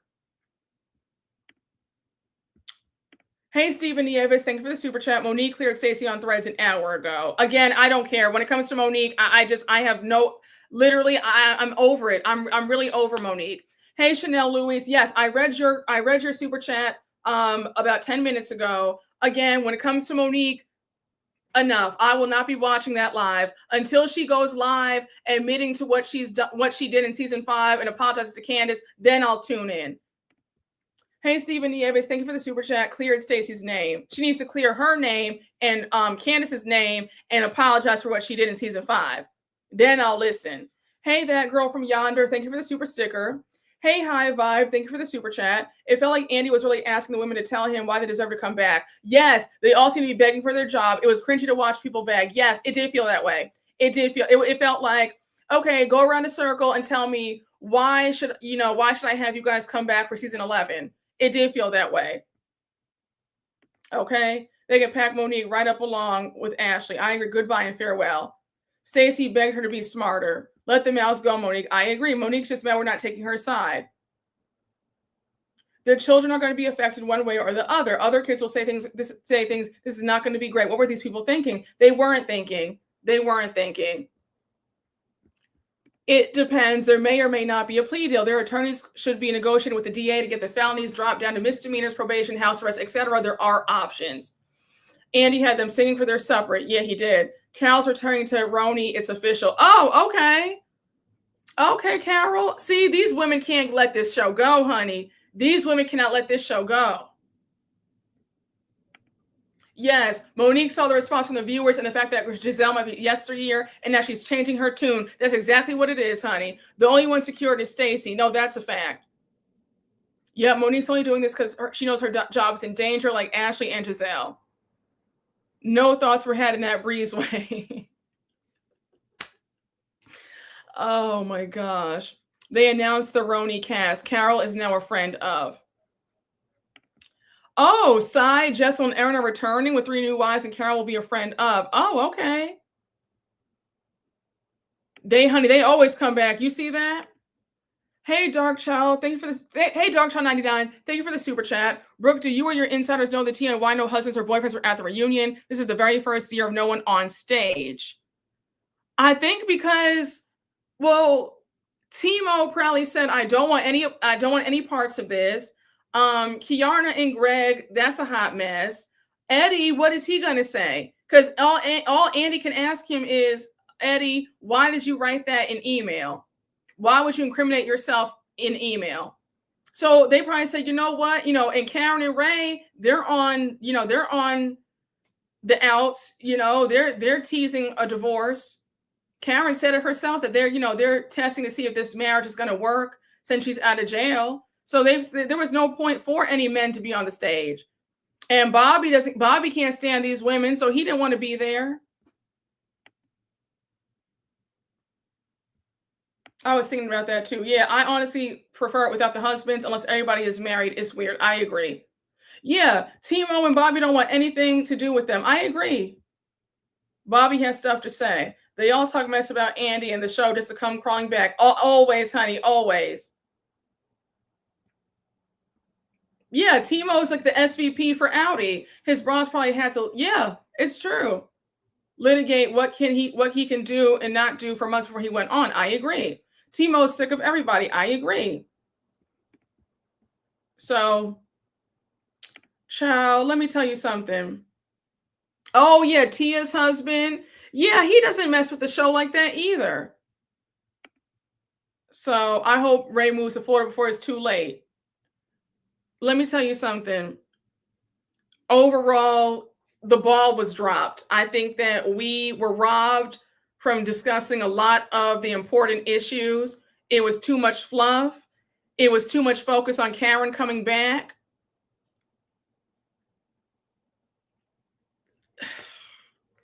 If I have to rate the reunion overall, I would give it a 6 out of 10. I think that the first part was the best part, and then parts 2 and 3 flopped. So, okay, you give it a 5 out of 10. Hey, Connor, thank you for the super chat. Brooke, I've been watching RHOC season 10. Is there a bigger Bravo Desperado than Vicky for Brooks? Also, would you ever recap an old season of Housewives? Your thoughts on Cancergate would be golden. Oh, I'd have to go back. I'd have to go back and do a rewatch. But that was when Megan King Edmonds was on the show. Oh my gosh, she was so annoying. Vicky's always been very desperate for men, very desperate. And she's always been the breadwinner in all her marriages and relationships too. She's always been the breadwinner, honey. Oh, Vicky's very desperate for men. Vicky is a desperado, honey. A desperado from way back, baby. Oh, that's a desperado right there. 3 out of 10, I was bored. 6.5 out of 10, I was being nice. The reunion was rushed and a snooze, which is a shame because there was a lot to talk about this season. I agree. The overall, you said the score you got a 4.5 out of 10. Yes, Vicky is an OG desperado, honey. OG desperado. 5.5 out of 10. I'm still bored. Yep, I remember that. She's always been so desperate. Listen. There was no reason for this reunion to not be a perfect 10. Thank you. If they had focused on what was needed to be talked about, the material was there. Exactly, Devin. Exactly. There was no reason for this reunion to flop the way it did. They had so many talking points. There were so many things that we needed to delve into and really dissect. And Andy bypassed all of the good stuff and talked about fluff and nonsense. It was just, okay, something in the background. You wouldn't be upset if Potomac was put on pause. You're not watching OC ever again. Same for the Traders reunion. I agree. This reunion was chopped and rushed. You said Andy has not been a good host in years.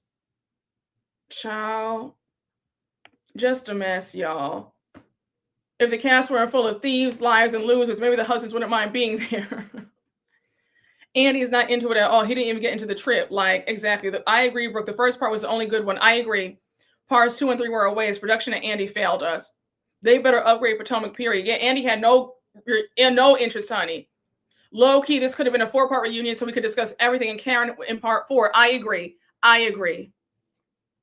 And I was low key expecting it to be a 4-part reunion because of Karen joining fresh out of jail. Honey, the material was there.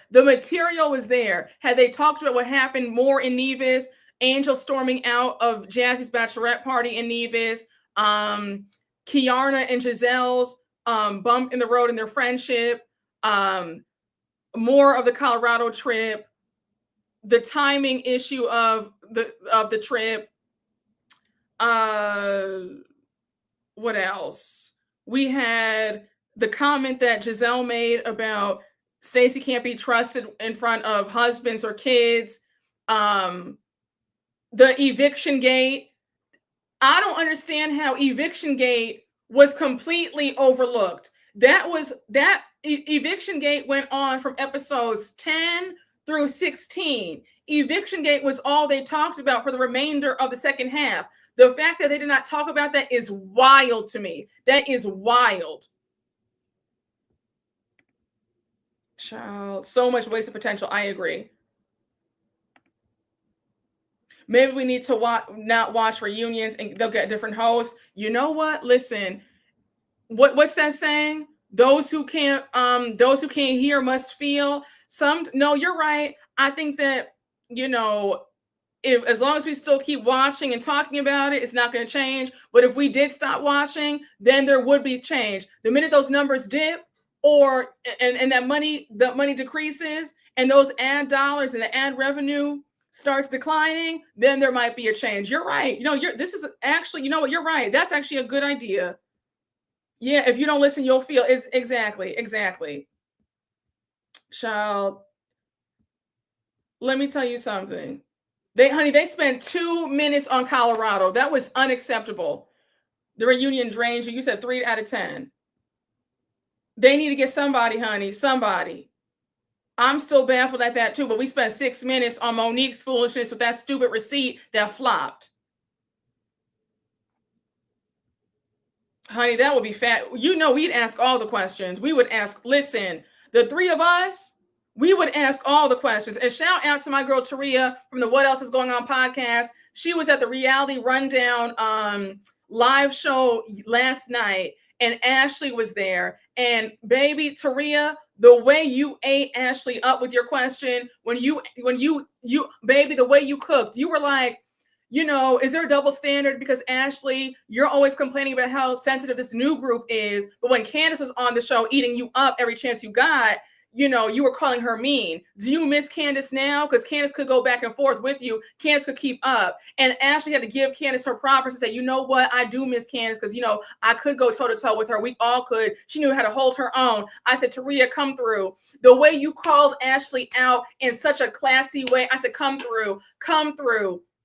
You said, baby, you want to sit here and complain about how sensitive Angel and Kiarna are, but when you had somebody who could go toe-to-toe with you and read you for filth, now you were calling her mean. Now you want to call these girls sensitive and say, step it up. You got her good. Taria, you ate. Taria ate. I said, come through. It's on. Taria posted it on her Instagram. It's on her Instagram page. I was here for it. I'm so glad Taria went to the event. I'm so glad you went, Taria. I am so glad you went. And the thing I had to wait a whole week for part 3. I agree. If Candace hosted the reunion, all the fan questions would have been from her. Agreed. Sherry Shepherd lost a job. Maybe she can host the reunions. I don't know, though. Sherry Shepherd might be making jokes about hitting on men and shooting her shot first, child. I don't know if Sherry would ask the hard-hitting questions. Okay. Ashley couldn't even hold her own against Michael. All right. Oh my gosh. Yo, when I tell y'all, yes, the Karen of it all messed up the reunion. I agree. Listen, y'all, we're gonna close out this recap because it's been over 3 hours. Um, yeah, I have some fresh salmon calling me and a sweet potato. Okay, but I'm going to close out this recap. I had a ball with you guys. I really did. I will be back. I'm sure we'll talk about some other hot topics sometime this week. If not tomorrow, Wednesday, but you will see me, okay? But y'all, I'm going to close out right here. I had a great time. Shout out to the breezeway and the kids. The kids and the breezeway and the staircase. When I tell y'all, I'll be saying that for the next few months. Like, please don't be irritated with me if I just randomly blurt out the kids, because y'all ate today. Like, y'all really poured into me today, because the laughs, everybody was in rare form. We were all in lockstep. We were one band, one sound, and I appreciate y'all. Guys, I love y'all down. I'm going to stop it right here. I want to say shout out to all of my moderators. Thank you, guys. Now, hopefully y'all had an easy time, because we didn't have any trolls either. So cheers to us. Well, if I didn't see any, thank God, because y'all took care of them. But shout out to Jameer, Biomiss, Osman, Ayana. Y'all always hold me down. Thank you, Dorothy. You guys, I just love y'all. Shout out to everybody. Thank y'all, everybody who super chatted. Thank you to everybody in the live. Like, thank you guys. Just thank you for being here. I really appreciate you. You guys are everything, okay? But I love y'all. Have a wonderful night. I will see you all later, Lord willing. And we will laugh and kiki in the next one, okay? Oh, wait, hold on. I missed a super chat. Hold on, guys. Hey, T Goody, thank you for the super chat. That Stella Rose had the grand drunk gone. Oh, not the Stella Rose, child. Guys, again, have a wonderful rest of your night. Thank you all for everything. I love you, y'all. Y'all don't understand. Like, we are locked in. We are locked in for life, because the way y'all cut up today, iconic. This live is top 2, and she's not 2, okay? She's that girl. But I love y'all. Have a wonderful rest of your night, and I will see you all later. All right, guys. Bye.